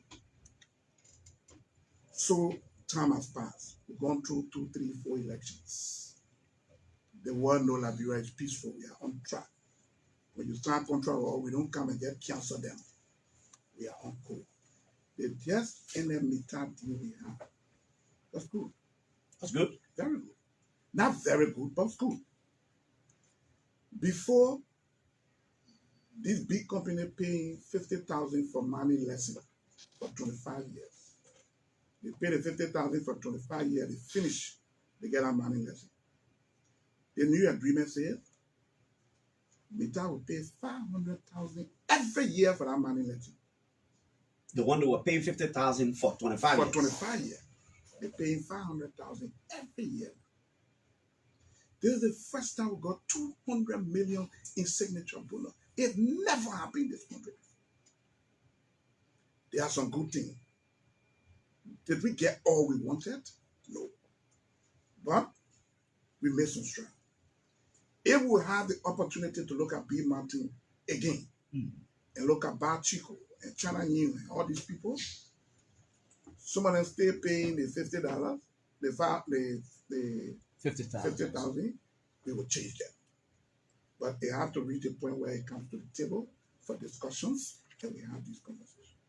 Now, that leads me to Putu. Putu Mines was given to, and please give me the MDA. Putu Mine was signed in 2010. In 2010, and somebody documents out, I can leave that with you. It's a public document. This is the Putu agreement, the MDA. September 20th, 2010, this law was passed, giving Putu to a company called the Putu Iron Ore Mining Incorporated and the Mano River Iron Ore Limited and the Liberian government. This deal is for 25 years. For somebody in the market out there listening to me, it means you get your horse, you lease your horse to someone for 25 years. So the person get a lease agreement for the house. Now, we get to talk to this company. So many people behind this company are Russians. When Ebola came, they started. When Ebola hit, most of the companies left. China and New, most of the companies went. Putu left. They got sanctioned. American people say nobody can do business with them. Since then, they got a deal, but they can't come. By 2020, 2021, they wrote the last regime that, look, we want to give this thing out to somebody because we got issues and we can't come and we can't keep holding it. Under the law in the MDA, they got a first right to give it up to somebody, but the government must consent. Say, okay, we agree. You want to give it to Clarence? You want to give it to Demi? Okay, we agree. If the government think Clarence not okay, Demi not okay, the government can equally recommend Damon. They got a right to say no. So we both must agree on somebody. During the President Weah time, there was a discussion with a company called ROG. That you may see and other Liberians behind it. So they went far with the discussion. Then we came and took them. When we took over, the President reviewed the records and the president set up a committee of the Ministerial Concession Committee to look at this and see how we can move this thing forward. That committee shortlisted 3 companies. One was AMR, that we got Sheriff Adara, a Liberian BRA. We got Jinda Steel, it's an Indian company, it's very big in India. And we got Planet One, it's a company based in Dubai with partners in India. They shortlisted the 3 companies and sent to the president, look, we don't due diligence. Any of these 3 can do the work. The president said, you limit it to 1. These are business people. Why having this conversation? Some of these guys have gone to the Russian. Look, the Liberians are doing some work trying to see how they can vet a company. But I apply, and I want to start talking to you so that in case I'm preferred by them, then I can also be okay with you. Because when I'm preferred by them, unless you agree. So there were some people ahead of the talk. The committee recommended the AMR, a Liberian company, which is good. We want Liberians to get in this sector to make money. And so the letter was written until sometime November, December last year. Wrote the Russians that, look, we recommend to you this company to look at them and see how you can. So he left with the company now to with our business people talking. Now government can't go there and say, you can't tell your use. But no. So they started working with them. AMR started working with the Russians. Every time the president had the committee telling him, look, we on course, we on course. From December, January, February, March, 4 months gone. This year. This year, nothing December happened. last year to December, yeah, November, December last year. I got all the letters, so I could give you some. I think November it was written or so. So 4 or 5 months gone, and the president keep hearing, oh, we're almost there, we're almost there. So the president said, no, Mr. Vice President, he wrote me and said, look, get involved, get a committee together. I'm hearing update, but I think this thing is delaying too much. These are some of the bread and butter issues we're talking about. If this thing come up, it will have a lot of people employed, especially in the southeastern part of the country. When I got a communication, I convened a meeting immediately. I sent for AMR. Look, we recommended you. How far you going with the discussion? Oh, we going far. Can you send me documentation to prove that you're going far with them and what the status? The NRC, how far are we? They gave me all the documentation. So my team and myself started to review it. So we asked the Minister of Mines to write the Russian to find out as to how far you're going with the people we recommended. The Russian responded, now look, I will summarize it, and I can share that communication with you. Okay. Now look, the people you recommended to us are the least. We gave them the data to look at the data. They haven't come back to us yet with the conclusion of the report from the data. We asked them for proof of fund. What proof you can give us that you got money to run this mine? They haven't given you a written communication showing on the proof of funds so we can verify. If they conclude with the data process and give us a proof of fund, from that day, we would take about 6 months to 1 year to sign the sales agreement. That's one aspect. When the sales agreement is signed, the next thing will be to pay us. You cannot just pay us because you have to go to OFA. This entity set up in America that people who are sanctioned, how do you pay them? Because you cannot pay the Russians direct. You have to pay them looking at all the sanction things. So there must be an agreement where the American government, the entity in America will have to come in and say, look, okay, maybe you can put the money in the account. They will be there until they may leave from sanction. Some discussion. They say that one will also take another 6 months to 1 year. So it means your people here recommended they did the feeling with their study and give a proof of fund that they are not done for the last 4 or 5 months. Then we'll start. It could take 1 year or 2 years. When that letter came, We sent it to AMR, Sheridan. You say you're going well with these people. Can you respond to this letter? They gave her another response. We had a communication to him, send it to the Russian. But you told our people to leave, but our people say this, this, and this.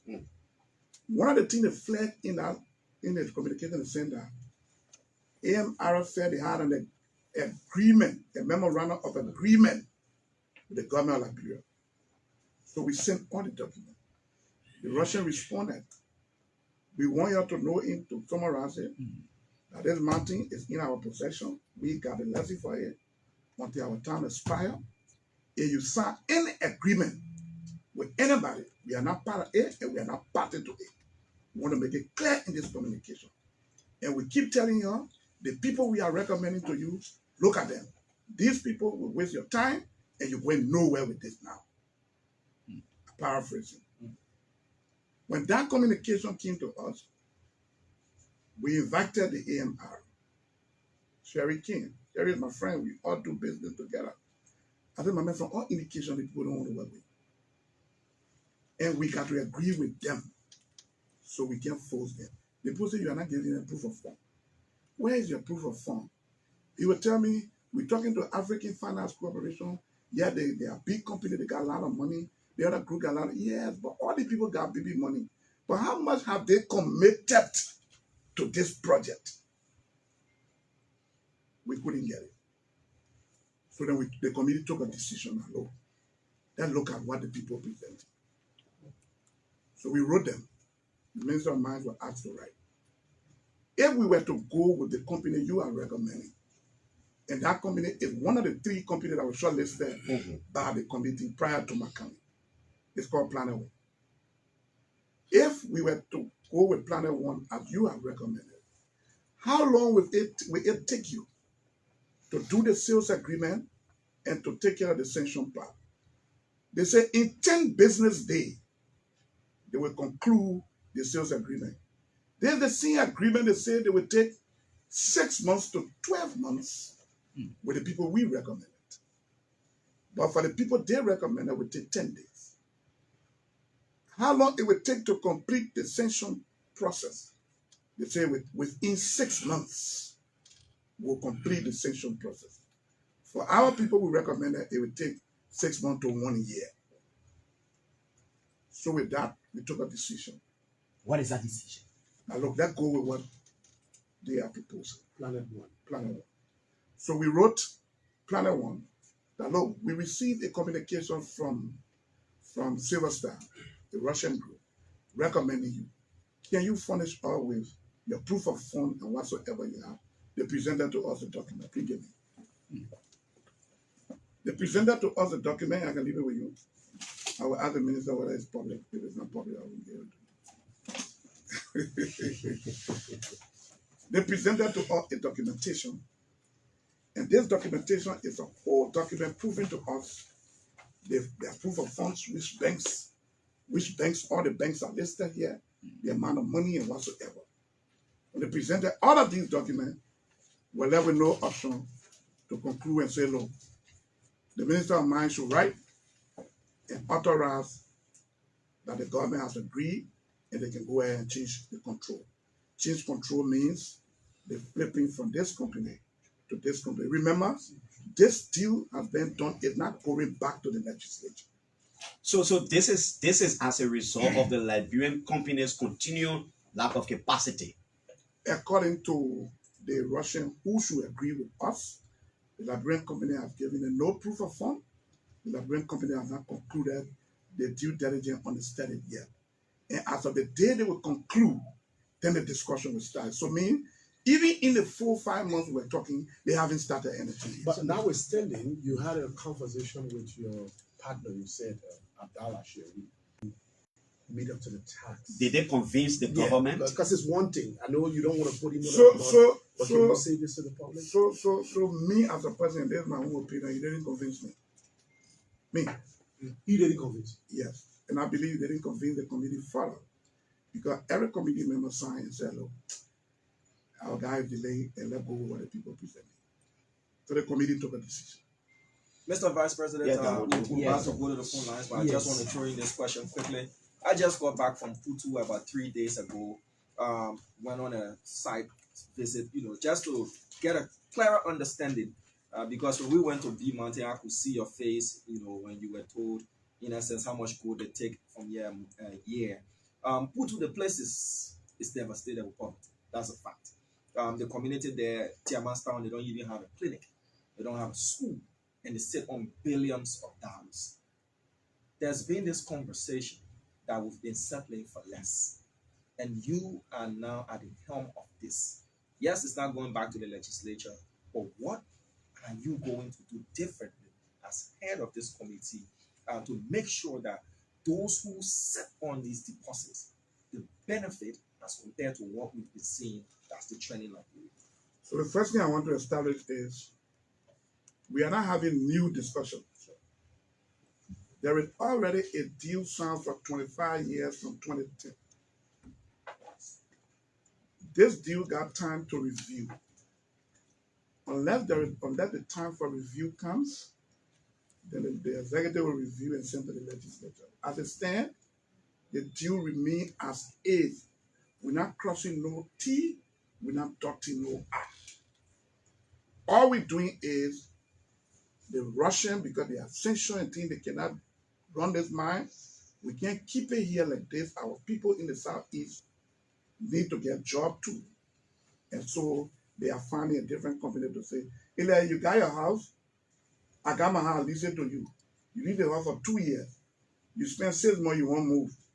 And in the lease agreement, it says you can lease it to Kevin, but you can only lease it to Kevin for that balance 1 year and 6 months. You can't lease it more than. So any business they're doing now, it will be from 2010, 25 years, minus the years. So we're talking maybe 9 years balance they are giving to these people.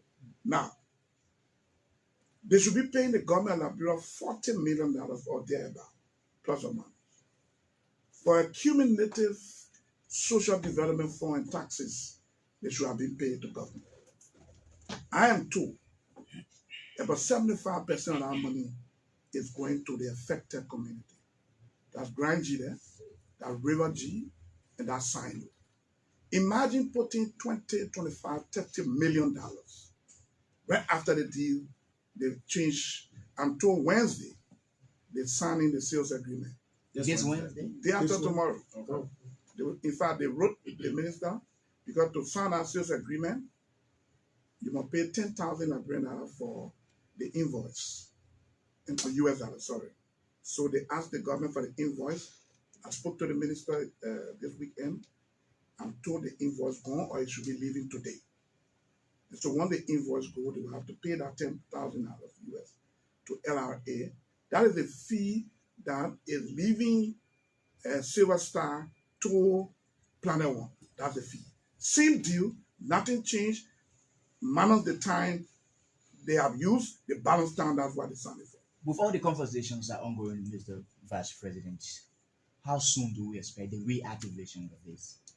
So if they sign the sales agreement on Wednesday, which ends the 10 business working day they told us about, then the first part of the discussion, they said we are on code.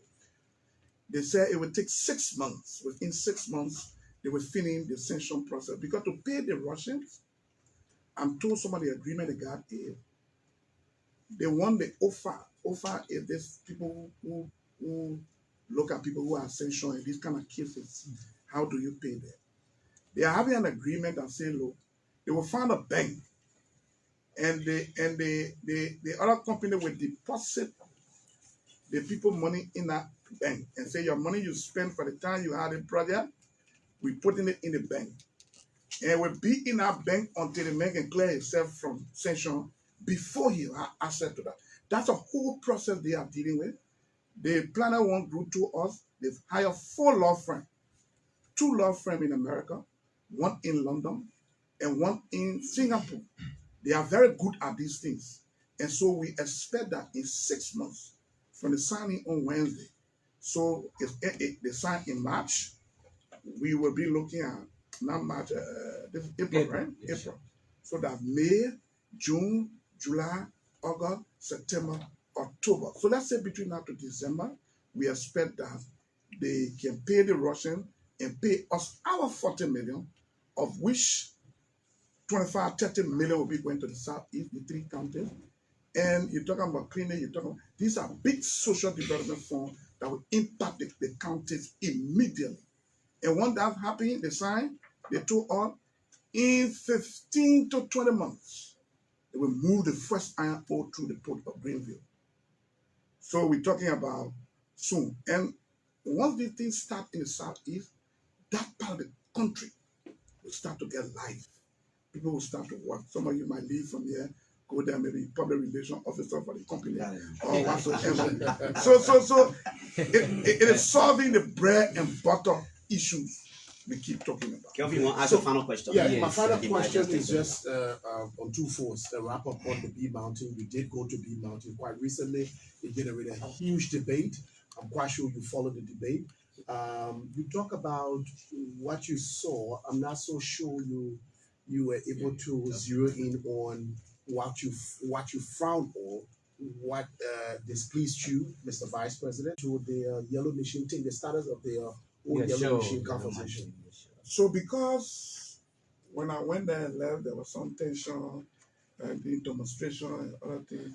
These are investors, as much as we may not be happy with some of the things, the way to do it, not to start jumping on things and branding things and other things. So some of the briefing I briefed the president. The president has informed the relevant entities involved. So discussions are going on. I would not want to start throwing something Great. out here. Were you able to have a conversation with the workers there? Because sometimes people like you go there and they prevent you from having a conversation with the real people. I wasn't able to see the worker. I mean, in a room we were, there were some of the top Liberian management people. They were all Liberians in uniform. I saw them. I mean, we all talked, but there was no deep conversation. I was just asking based on what I saw. And that briefing was given to the president. The president has informed the relevant stakeholder, and discussions are going on. Because it's sensitive, some of the issues, I don't want to sit here as a leader and start throwing something, people joining the street. Yellow machine. Yeah, the yellow machine. The first batch in country, it generated a lot of excitement. So the People first are batch concerned how soon would these all again, come? almost all of the equipment are packing in I think Abidjan or St. Petrol. The remaining ones? Yes. And it's the same thing I'm talking about. So the big vessel comes, some of the big vessel, 15, 20, 30,000 containers on it. It can face in output. So it comes, it go to Abidjan, it go to Accra, it dock in this port. So that's St. Petrol. Then the CMA, Max Line, all these companies will have to find a smaller vessel to take them and bring them. And there where the delay is. And those things are in our report to the president. These are places within the world. They have to speed up some of these things. If you brought some of the equipment, maybe a government equipment, so they might bring it faster. But there are business people continue sitting there that been there for months. And because they are big entities, they are giants, they got people sitting behind them. You're talking about, they say, they are no Tony Blair, all these big people. You know, the whole war starts with 2-3 running the fight. So the first thing, when the American president speaks, and maybe the president of China, the French president, Great Britain, when they 4-5 minutes talk, everybody got to be waiting what they say. Because they are the power that be. And so you have to be careful the way we deal with them. But we can still deal with them. They can still use their B-men power. But some of the things are happening ugly to all we are. Look, the European ambassador to Liberia called me the last time that we weren't treating European businesses fair. APN terminal field businesses. And I told them, you people are not treating us fair too. And we had a frank conversation in that meeting. And there are further meetings. They agree in our meeting that we should do a platform where when there are issues with their company. So some of the big companies, to take on them like that, they are heavy costs. So now the warehouse call you and say, look, And Clarence, we're talking to you. Lita is our friend. Then you have to, sometimes the call comes from this country. It's a tight space to be in. But we agree with you people. But our people do knocking us. So the other small one, chief, can we, so those are the kind of discussions we are Does having. that mean that we're not going to start any sooner because we have the remainder of our equipment into the Lakota? No, I'm told one small vessel brought some already there at the port as we speak. It's on the Liberian water. I think it should be docking in either this morning or tomorrow. So because the vessels are small, so we think that maybe between now to the end of the month, all the equipment will be in country. And by end of the month, hopefully, as soon as we get in June, the equipment should start moving to the counties, deploying them to the counties. Yeah. And so the last time I listened to one or two persons, they say the people bring a machine, they carry Arago, they go pack it there. No, we carry Arago. It's just that the shipping company are not coming to Liberia directly, and so they have to use another port. Maybe we can use a trucking service to have them transported. I think San Pedro is shorter to Liberia through the Liberian African. So those are new equipment. The first thing some of them come on the container, maybe they got a tire off or so, you gotta go get them together. And you pay for destination. You pay already to deliver to Liberia. You go put on the road, people driving all the equipment, some fall down on the road, some of the things happen, you can't explain. The people beat on you. You bring it, why you couldn't pay to real Liberia, you go put it out, you can't drive it. You see an spot a neutral. So we pay for destination, it takes more time, but it will be here. Great, it will be here. I know we'll take calls, but this final one that's talked about the impacts of the Middle East war, especially on petroleum produce. So looking at the LPRC, what has been done to stabilize prices of these basic petroleum produce? So sure, the Middle East is affecting the whole world, not just petroleum products. Look, most of the fertilizer we use in the world come from that region. The urea thing, some of the things I think it comes from petroleum product. It comes from that region. So if you watch CNN and Al Jazeera and all the news, farmers are complaining in other countries about fertilizer. Most of the petroleum we receive in Liberia, because most of our people here do not have the money to bring the petroleum like that. There are companies sitting out, some of the companies need to buy in other places. So the company comes in and bring in a volume of petroleum, but they bring it on our colleague's name. So they bring the product and put it in here. Colleague signed an agreement with them that he will sell the product. That agreement also says, for any reason they want to take their product from the country, they can suck it and take it anytime. And that's why they have to press that product every day. So when they break, based on the world market, they tell colleague today, petroleum at $2. Tomorrow it go to $2.50. They call colleague and say bread at $2.50. Day after tomorrow, it dropped to $1.80. They tell colleague. So the product is in country. It's being managed by a colleague, but colleague don't own the product. But he's selling it. Now, because of that, most of the products are already in country. Because it's not for us, it's for the company sitting somewhere and they sell it to us on a daily basis based on the petroleum international rate. It affected us. As soon as the price went up, the man said, "Mama, we got to get the price up." You can't tell them no. They will bring a ship and suck it oil and go. And so we keep moving up. That's what's been affecting the sector. There have been this noise in the media about taxes, people playing with taxes and things at LPRC. There's a serious investigation going on. I wouldn't go deep into it, but what I would say on the surface is these are some of the things happening. So they got big importers. Sometimes you're listening, you see one big gas station sitting here. They may be importing a product, take for Aminata, selling to a gas station for $600 for a gallon. But one picking selling right here, selling for $510. or 550. So the gas station, the guy who bringing the product, selling it 600. The man who they can both sell it for 550. How? It doesn't make sense. Because you buy it from this guy. This is what happened, and that's why we're trying to close. The president appointed me to look at it. I'm working with LRA, one of us we're moving. The first thing we've done, we moved the 2 banks in first. Other banks will go, but we got Echo Bank and UBA going in already to collect all revenue on behalf of the government. What can happen is Jeremiah can bring the product in country. So the product I'm talking about, the brought in country on Jeremiah name, right? Today, Jeremiah say he's selling the product for $3. When you look at road fund and all taxes on petroleum, every gallon is about 95 cents. The road fund 30 cents, different taxes.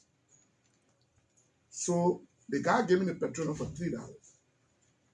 I'm supposed to pay 95 cents in taxes, at $3.95, and maybe I'm selling for 20 cents margin, so I'm selling for $4.15.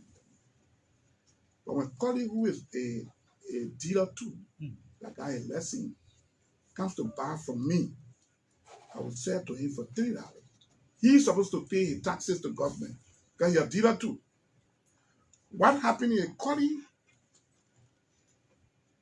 The petroleum he took from me for $3, plus the 95 cents he's supposed to add on it that should make it $3.95, plus the profit.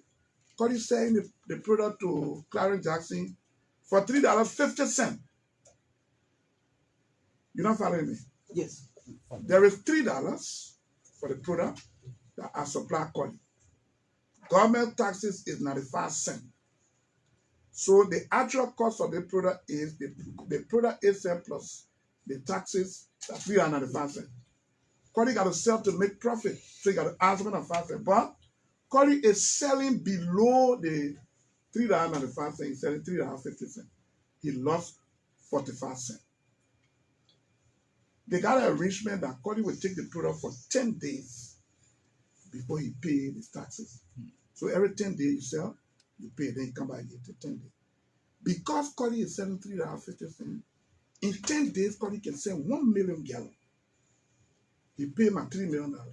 The 50 cents he added on the petroleum product to be taxes, that should be 95 cents, is going to $500K for him. You go to the person who the collector, the man makes to pay $950,000. See my man? The 950, I give you $100,000, you put it in government account. The other $200,000 ticket is for you. It is belief that will happen. The other $200K, the man take it. It's a whole cartel. It's a whole cartel. It's been years. So we're trying to break it. Some of the decision we're taking is the man who bring the product pay the taxes. So you give it to Collie, you give it to Jalal. Whatsoever you do, we put the taxes on you. So if from the day the product come in, and you brought, let me put it in gallon, metric ton, you not understand it. If you brought 10,000 gallons, it will be 95 cents and 10,000. We will mark it on you. Diamond brought 10,000 gallons, put it down.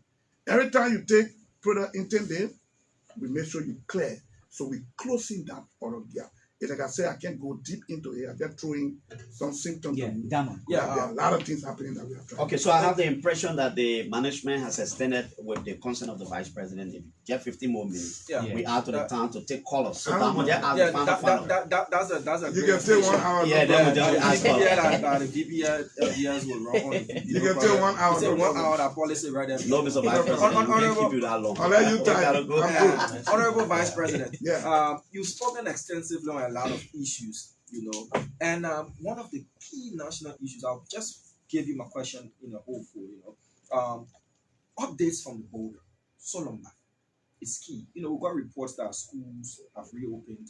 We'll be going there to, follow up on that. The approach from the government has been soft power diplomacy. We'll try to make sure we can negotiate and all of that. Have you gotten any recent assessment whether there has been an improvement in talks? And my second part question is the Yeke Koluba expulsion, which is tied to the similar thing. there are accusations that you handed the money for his removal and all of those things. I know you smile, but my question is: do you think the legislature acted independently? Was the punishment proportional, and whether or not that sets a precedent as well? Thank you. So on the Yeke stuff, what I would say is, I left the House of Representatives in 2020. If I was there, I would tell you how I voted and why I voted and why we took certain decisions. Unfortunately, I'm not there. I don't want to meddle in that issue. So the best person to talk to is the speaker, the deputy speaker, members, let them deal with that issue. I'm in a different branch of government. Ain't no man can impeach me too. So I try to be careful with it. Let them handle that issue. Now, hold up. I got update every day. Look, I hear people say, yeah, the Guinea got a huge military, this and that, blah, blah, blah, Liberia can't make it. Got fighting forces here beside the army. I can call some 2-3 person can cross in the morning and capture one whole city in some countries. Yeah. It happened here, we know. But how does it help us? It destroys us more. When gunfire at our border, it will be happening where in Lofa, but we'll start joking one another in the road. The war will be more here among ourselves than what happening at the border. And so, soft diplomacy is the way out. Look, you are here during the Judy Bryant time, 2 person making confusion, and the year was any money, they were that Christian Muslim war. Some of you remember. Area there. Imagine gunfire at the border. And some people here just get ready and go to some of our friends who from Guinea here doing business. Well, there are Guinea people here.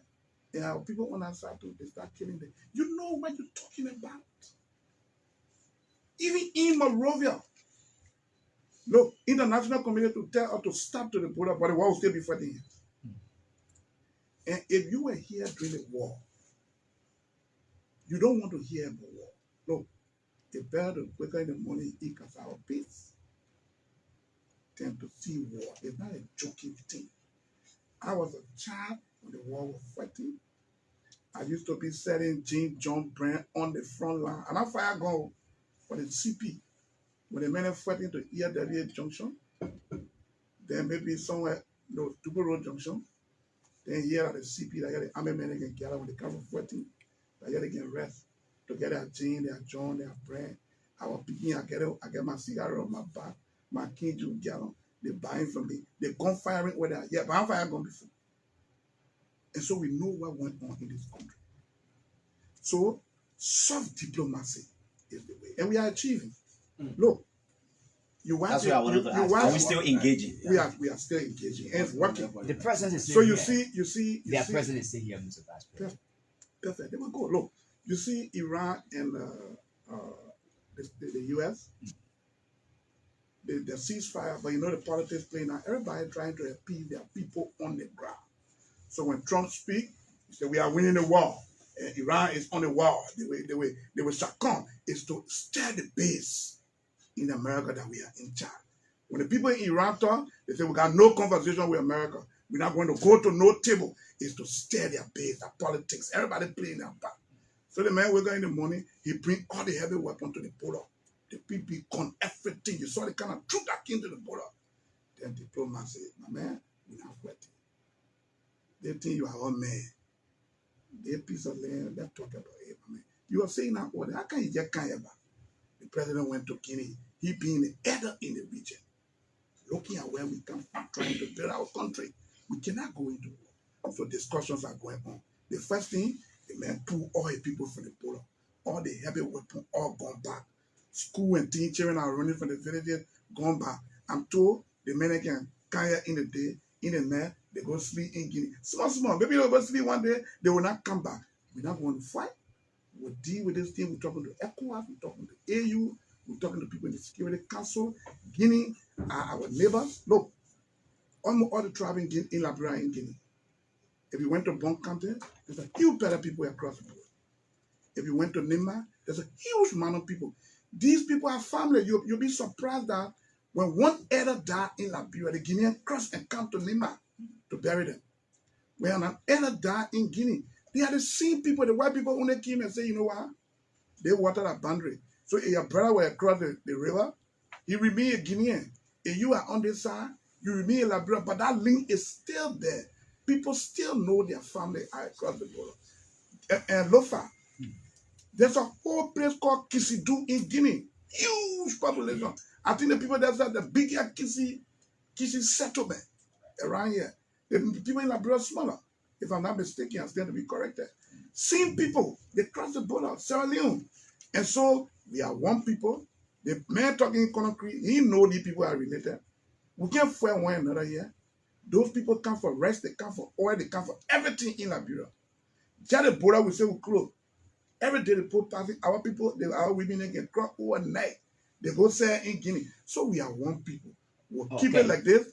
Those who think we're supposed to fight, will not fight because some of them don't understand this. In the meantime, they don't know the Mr. implications. Vice President, as part of your soft diplomacy, what's their demand? Yeah, it is true that we're reaching out, they're dragging their legs. They must have This demand is not only with us. Look, I told you at this point some kind of politics. The major was away when I'm scared to go by. I can't run away with that. Or I beat more you're making going forward there.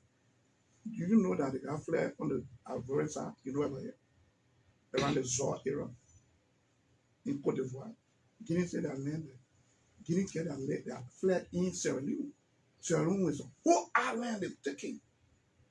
Sierra Leone has gone to, I think, arbitration or so. They're going to court. Because we cannot fight in this region. We are one people. And so we are having discussion. I told you, it started with all the heavy weapon fire. People run away from school and things. Heavy weapon going back. Children going back to school. The men that used to sleep, they went back to sleep now. Small going, we'll get there. They will Okay, Mr. Vice President. Emmanuel will take to the lands, but before we do that, I'll read a text message I just got, and then probably it could trickle a response from you. Somebody sent me this. It says, "How are you, my brother? I have some very serious concerns. The Burkinabes are taking over in Grand Guinea, my brother. They demand you to buy from them in the Ivorian currency. They do not hold US or Liberian currency. They are becoming more powerful than the people of Grand Guinea. They are making farms in Liberia and taking the products to the Ivory Coast for sale. There are serious intermarriage going on between they and the people of Grand Guinea. They have purchased 45% of the land in Grand Guinea at present as I send this text. They determine which currency to sell or trade their goods in. These are things that created the problem for us in Lofa County at the moment." Then he goes on to say in Nimba, for example, all the ferry over the St. John River at the local crossing points in Nimba County and Guinea are owned by Guineans. If you are crossing from Liberia into Guinea, you pay crossing fees to the Guinean. And when you are leaving Guinea to Liberia, you again pay the same money to the Guinean, thereby putting the Guinean under the pretense that they own that side of the river or the land. This is serious. Mr. Vice President, Burkina Faso in Benji. So the last one, maybe that's so far that one happening. Maybe I need to check them out whether they run because I spent years in that river. I have my own route on that river to cross people in all on St. John in Nimba. So most of the route at the time was for us for like 18 yesterday. So I will ask the superintendent to know. You went to Legend Buddha, you went to Zwame, you went to there are a lot of people who doing overnight crossing and things. Sometimes we say our own route. The route I call your call we tied together. And you know, that time we used to be crossing our small thing that can't do anything there overnight. You cross it, you can't ride, you had it, you come in overnight, you take it. So I don't know about it happening in Nimba. But I heard it been happening in Lofa for a very long time. That around they cross the Guinea, you pay on the Guinea on the Liberian, you pay for to cross it, you know, both ways.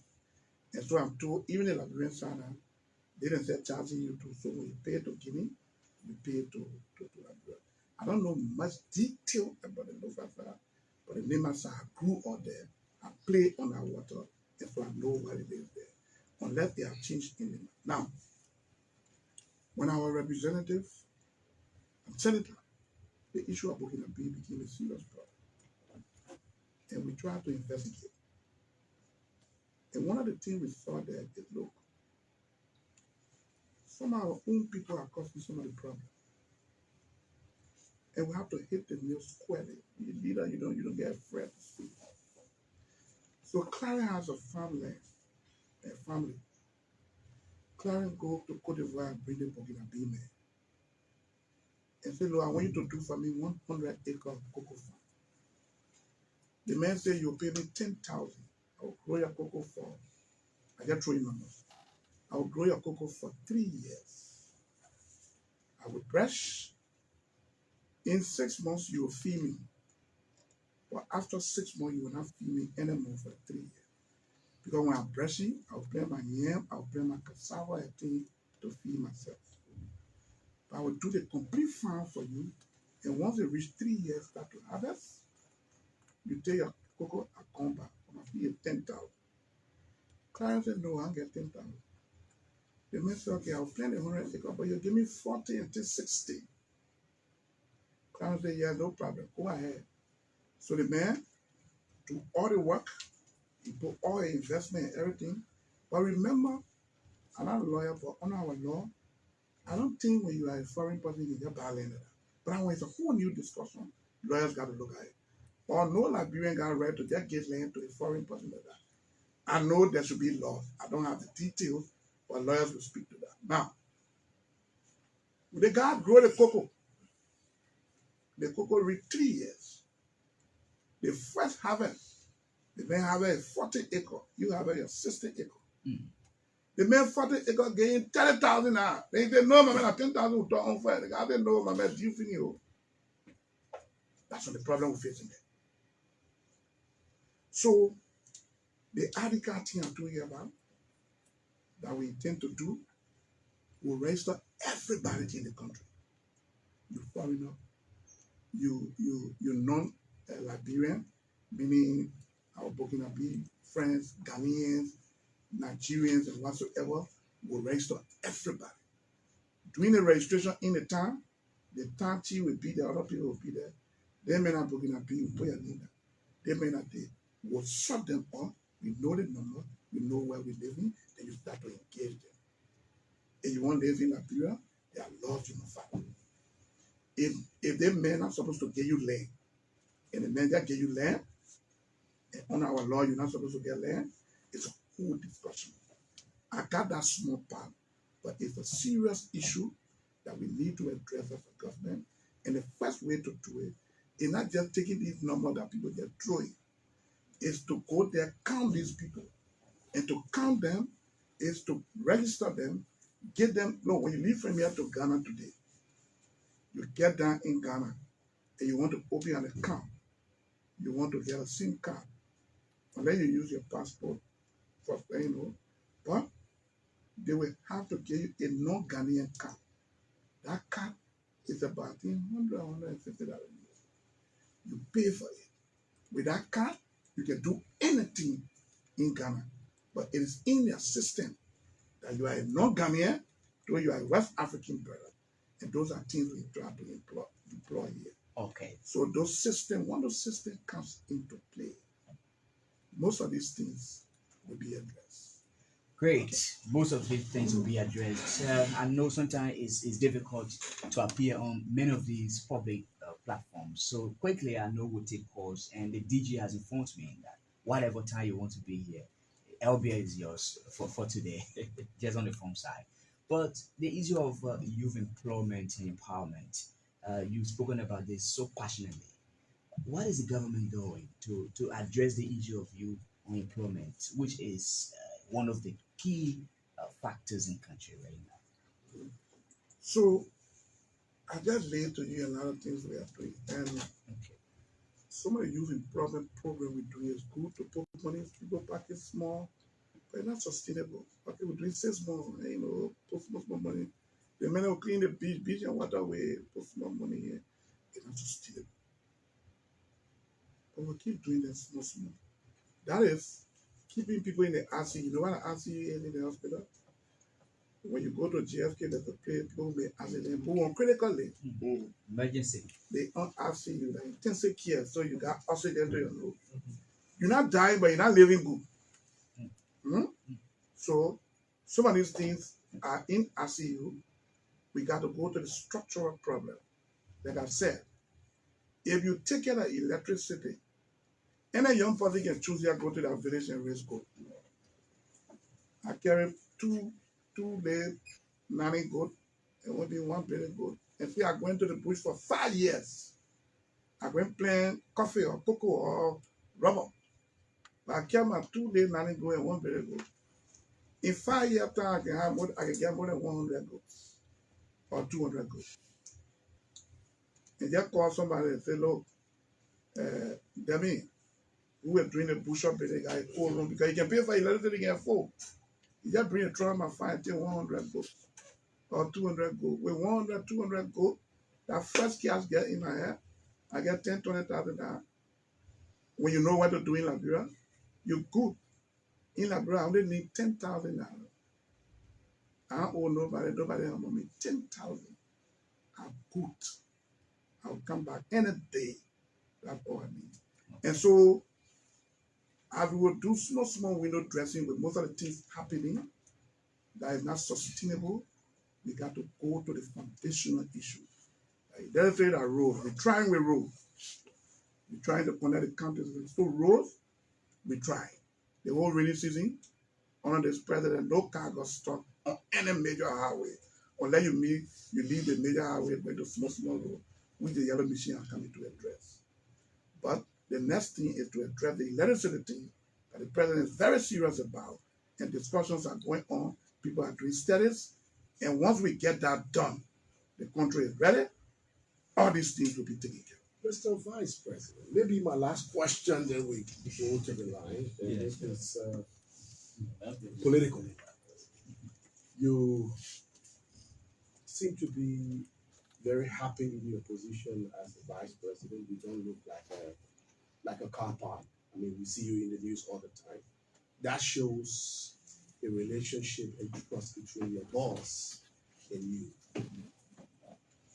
We are looking up to 2029, and the conversation out there is that we are the everyday guys in the marketplaces, on the radio, and there is this conversation about possibly, being the hand picked by your boss, Mr. Barker, the president, to succeed him. Sometimes when you sit with your boss, I know you can have a conversation. Can you tell us what are the whispers in your ears? What does he say? What's the latest conversation about his intention to contest for 2029 or not to contest? Where are we with that? You simply, on our law, every president is elected and got the right to go for 2 terms. President. If President Boga was in 12 years, you asking me whether he changed the constitution to go for 3 terms, then I can answer that question. As it stands, it is his right on our law to do it 2 terms. The president has my full support any day, any time, any decision he takes. That would be my answer to the first part of the question. The second part talked about, he said Baka. a packer. Every vice president is a packer. The laws are clear. The power of the executive is inherent in the president. They say the president is vice president. Now why you deputy president? The vice president. The law also says the vice president will assist the president. Since you're been in a vagon manager, and after that vagon can be saved in the prayer. And today you're assisting vagon. And I ain't asked you to assist it. Sure. Huh? Sure. When you finish, it's terrible. Maybe the next time you come, it'll be another 2 years. So the vice president is a parked car. The president uses that car at will. If the president says the car will go to Dwyer and go pick up two gallons or red oil. The car run there and come back and get it oil packed. Until the president gets used for the car again, then it moves. So once I execute, I come back to base and report and pack. The president move. So that when the president's hand gets filled with most of the things he's doing, he says, VP, look at this one, assist me on this one. assist me on the one. Even at that, it's for me to report to him and not to the public. And so, a vice president is a part guy. Any vice president who would think that you share the president with the power, you are in trouble, and there will be chaos between you people. And so, going forward, as the Constitution is, every vice president in the future know that you are to assist. Assistant, the person must request it. And that's why the vice president is the only person that go to session and go to cabinet. Because the president not ready for a Senate, go sit down on the Senate and keep presiding without a vote. You don't have my say. The one that people tell you vote the team power, whether you like it or not, I mean, you got to sign. Since I went there haven't been a time for me to take a vote. So I'm back. When the president said move, I move. The distance they give me, I travel. I come back, I pack and wait. But I have a very good relationship with the president. The father-son relationship. When I'm talking to the president, I don't see president, I see my back. And as soon as me and the president are in the forum, and he blasted at me openly. No matter if I blast at me, I promise. When I issue, we African children, the elder will remain the elder. And Jojo, the only son, Jojo, myself, born the same year. Both of them 10 for the 8 days year. I'll never let Jojo in, I think, 2-3 months. So this man is my father. So we do that father something. I see him on. I got on. Hinder accept the prayer. The way I think, I say, but the prayer no better than me. If I tell him, he tell one, hey. But why he's the president? He knows better. And that's why they are working very well. Great. I mean, great conversation here. This broadcast is relayed on several stations around the country. Of course, it's time now you interact with your vice presidents who've been here since 8 o'clock this morning and talking the issues that confront Liberians and the state. Too many people have started calling with Nari announced the numbers. And only let's emphasize that we are relaying and people should not call our private numbers. Yes. People have attempted already. Yes, sure. So we are relaying, and I mean, several stations: OKFM, Prime FM, Cool FM, Classic FM, Kakata Radio, Magibi Radio, Dubai, Mbasa, Smile FM in Zoju, Radio Banga in Bon County, Super Bonkies Radio, Radio Kintuma, Voice of Lofa, Voice of Nimba, RBS in Riverses, a Peace FM in Lower Magibi, Radio G, Voice of Plivo, Voice of Juve, City FM, Voice of Hopeless FM. So guys, we can end today, man. Yeah. We can end Yes, so let's hear and Bush Road Radio as well. 080514096, 080514096. A very good morning to you. Thanks for joining us. Good morning. Good morning. Thanks for being there. So my name is Lamden Nuri. Hello? Go ahead. Go ahead. You're live. So my name is Lamden Nuri and I come from the Dance of the Capital. So I listen to the Vice President. The Vice President spoke on so many national concerns. But the Vice President is somebody who is responsible for people living with disability. And he has not mentioned anything about the disabled community. And I think this Vice President and every other Vice President should take cue in disabled issues. Okay, PWD. Thank you. Thank you so very much. Thank you. Good morning. Thanks for joining. Good morning. Okay, this person. Good morning. Please go ahead. Good morning. You're giving us feedback, Bunny. No, I think I'll have to let you you have go. to do that quickly. Yes, No please time. go ahead. This international call from France. Good morning. Yeah, good morning. My name is Fred Gerson and I call from Paris. Yes, sir. From Paris, please go ahead. Good morning, Honorable Vice President. For the record, I gotta believe that you are one of the most corrupt politicians in front of Liberia. Now, No, we will not take that, please. We have to be very careful what we say to national leaders. Good morning. Good morning, how are you, sir? My name is Sayyid Mohammed Cohen. I call you from Bon County to be exact, District 1. Yes, sir. Okay, let me appreciate my Vice President this morning. A long time I've never heard him speaking like the way he spoke this morning. I appreciate you for all what you're doing. Well, I have a series of concerns, sir. No, let me get one, please. The negotiation about the concession agreement. I heard from the ELBC radio that Boto Kane, who is the senator, he election is done in your county. That it was not done properly. So what can you make of that? Okay, thank you. Good morning. Thanks for being there. Good morning. Dear George Moore, Joy Baptist says, you must have county. I don't want to tell good morning to our Vice President, Vice President Kpan Koung. Thank you so much. You spoke a lot of things. I know that you'll be this country. I don't have a question for you. I beg you, our Vice President, you're doing the proper way. Because I don't know how you for that for you, at least you're doing progress. Okay. The next president will vote for the country and that will be better. Thank you. Thank you. Let me take calls from the other line. Good morning. Please go ahead. Good morning. Good morning. My name is Diwa. I want to tell my Vice President, thank you. Everything he said, I was listening to it. I'm begging them, let them help the president to carry our country on. Okay. Because it's a level with some of us, we don't want the country to go anywhere.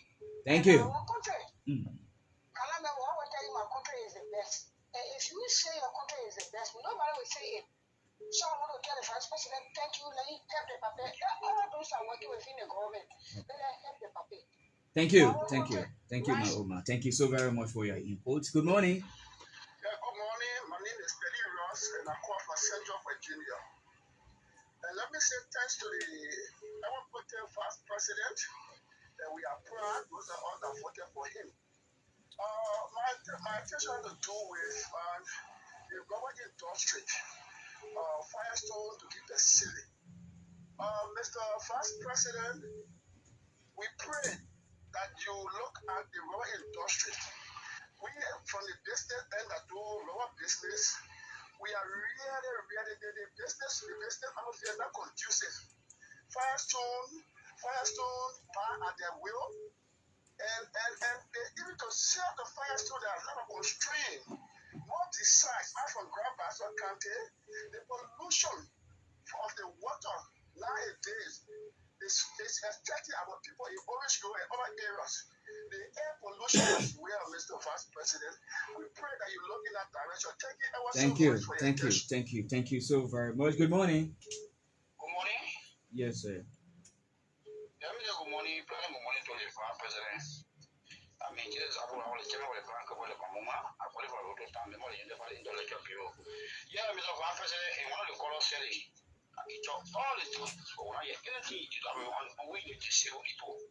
The Vice President especially on the street up to now. You can say anything for our commission, no program, nothing happening beside living in China. Trying to take students from the street to put them to school. But the Vice President, what you're going to do is way to disable people on the street. Thank you. Okay, I think we'll take 2 more calls and get it done. 2 minutes to get up to everybody. Good morning.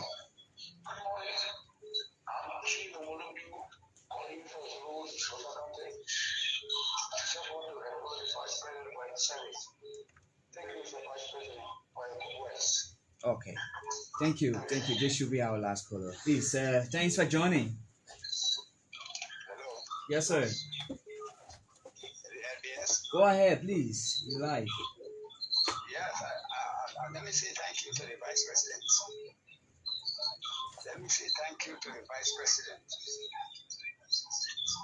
Okay. Mr. Vice President, I sat down keenly, I analyzed all what you said, but you talk about this market. In economics, we have 2 types of markets. We have perfect and imperfect markets. The goods that are coming in Liberia, they are all from imperfect market. They're sending ugly meat and chicken and things for us to eat. That's why we're getting sick. Every day we're getting sick. Right now, the place I am, I'm sick. I'm having diabetes, I'm having fever, and all the rest of it, my children and all. So I need help from you, Mr. Vice President. Okay. My number is 0886-838-704. I need you. Don't send me something so that I go to hospital. I beg you.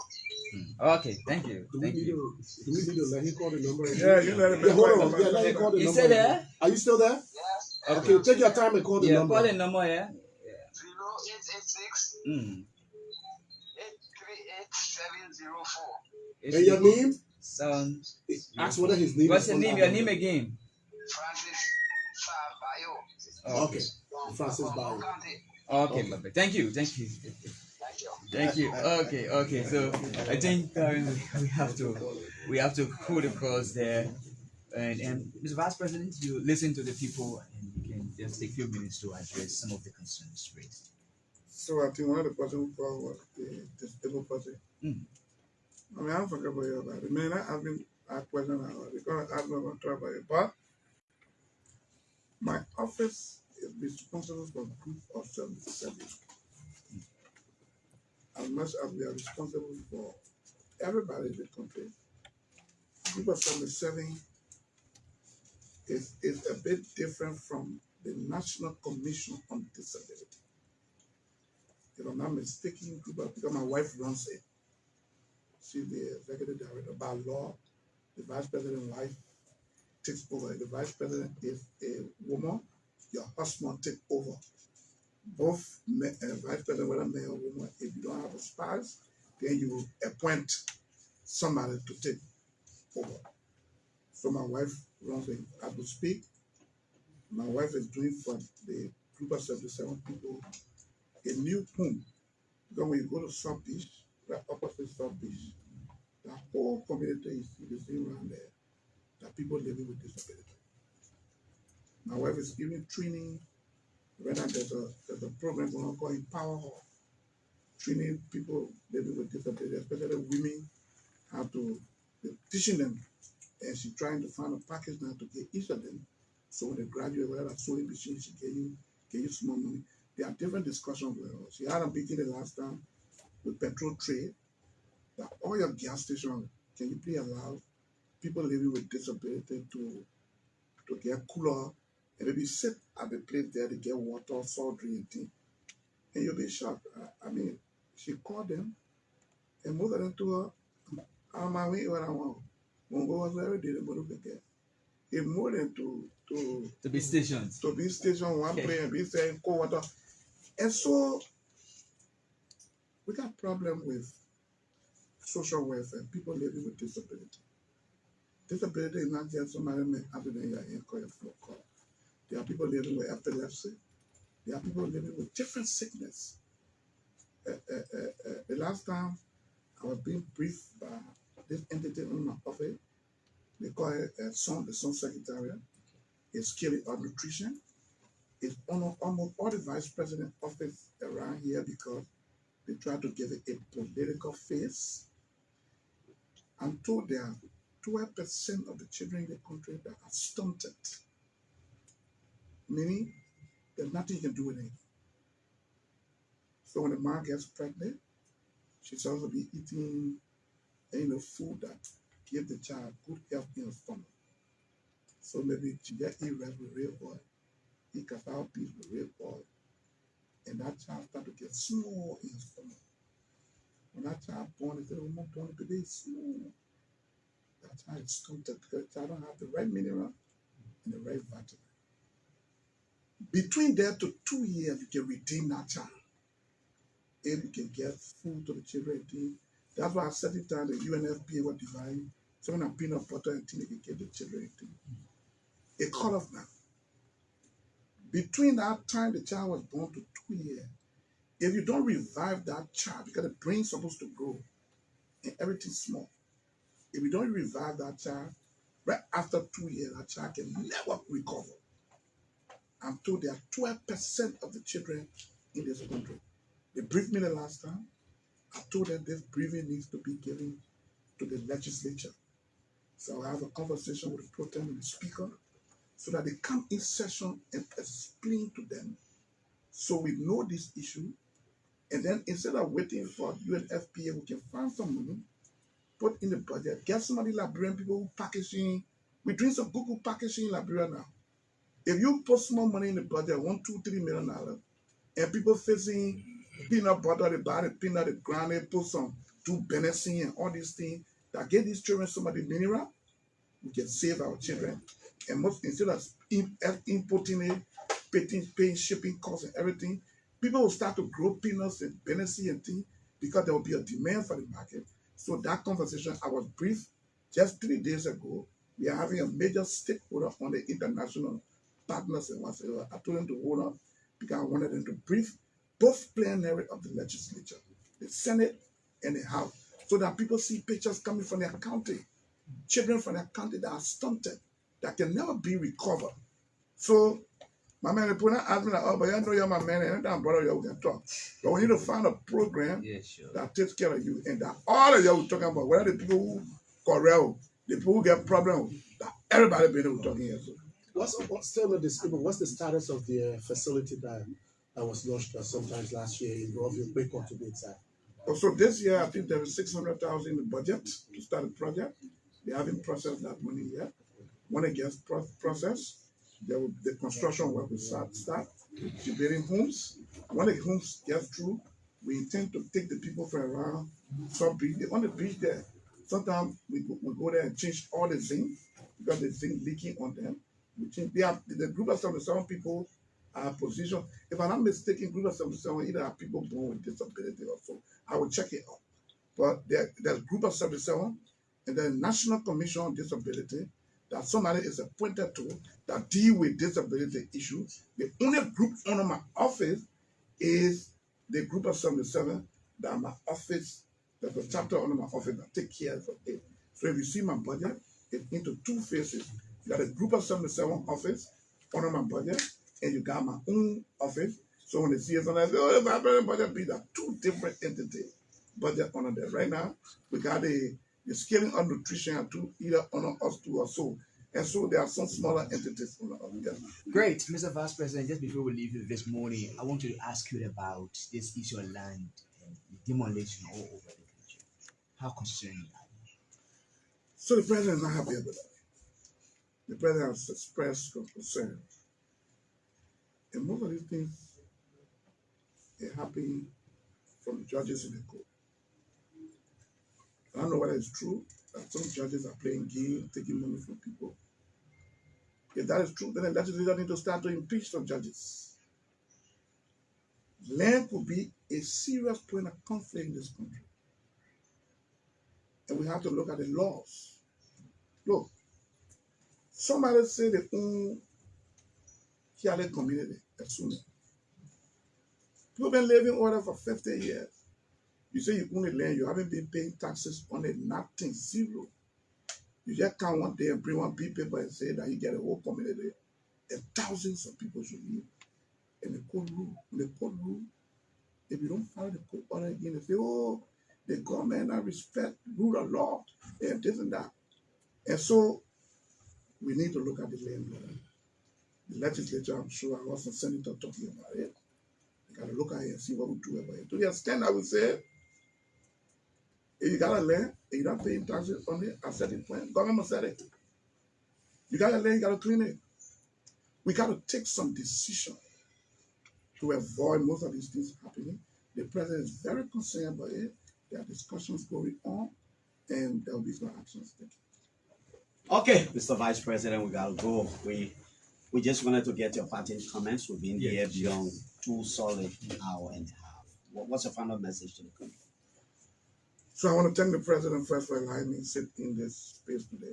But unless, yes, I can't just have this kind of discussion unless I get clearance from the president. I mean, if I'm walking in a program or so, or speaking somewhere, and maybe somebody, I can talk one or two things, but to have it sit in like this, I must clear with the president. And so I clear with the president, I was going to talk about some of the action we intend to take in the market. Look, most of our business people, one of my friends called me the last time and said, my man, no business, I'm closing the store. Find me anywhere, even find out. There is somebody that runs his own business and wants to close it. Only because he come to buy from people here. They've seen people in the factory, they put the goods in the truck and follow them in the market and pack the truck right by them and sell it. So how would they never sell? And so these are all the things we intend to stop. When you put a chain where the people who are producing got distributor, the distributor got people who they supply, they will create a lot of jobs. People in the diaspora who want to come home thinking on what to do. Because are these things open? Some of the argument will be, but who did I bring getting money to put for the guarantee? Those of you in country, you have to start shopping yourself. You all are Liberia, whether you in anywhere in the world, you are in Liberia, start getting prepared so that when we create the condition, come in and take on it. So that we don't create it, then there's no way to move. Then the people say, but we told you people not able to think. Look, even your 2, 3, some of the problem guys in the country, we don't partner. Each are on the table, maybe got $1 million each. We know that when you build a hotel here, maybe 200 rooms, in 5 years, we will get our money back. With tourism working and other things working, people will come in. The building cost 10 million. We have 10 each of us that want $1 million. None of us can do it, but other of us can do it. But we're not willing to work together. So most of our foreign friends will come together and do it. Then they own it. In 5, 6 years down the line, everybody get our money on it. The building stand there at a profit. We need to start working together. If we want to get something done, and you get 10%, each of us got 10%, when we pull it together and do the right documentation, they want another to say, my man, we just working together. No, we get lawyers, they got the right documentation, we can gradually take over this economy and do well as we compete with our foreign friends. We're not against them, we're not going after them, but we're going by the law. The law was passed in 2010. I was not in the legislature by then, but we are here and we enforce it. Thank you. God bless you. Thank you. Thank you. Thank you.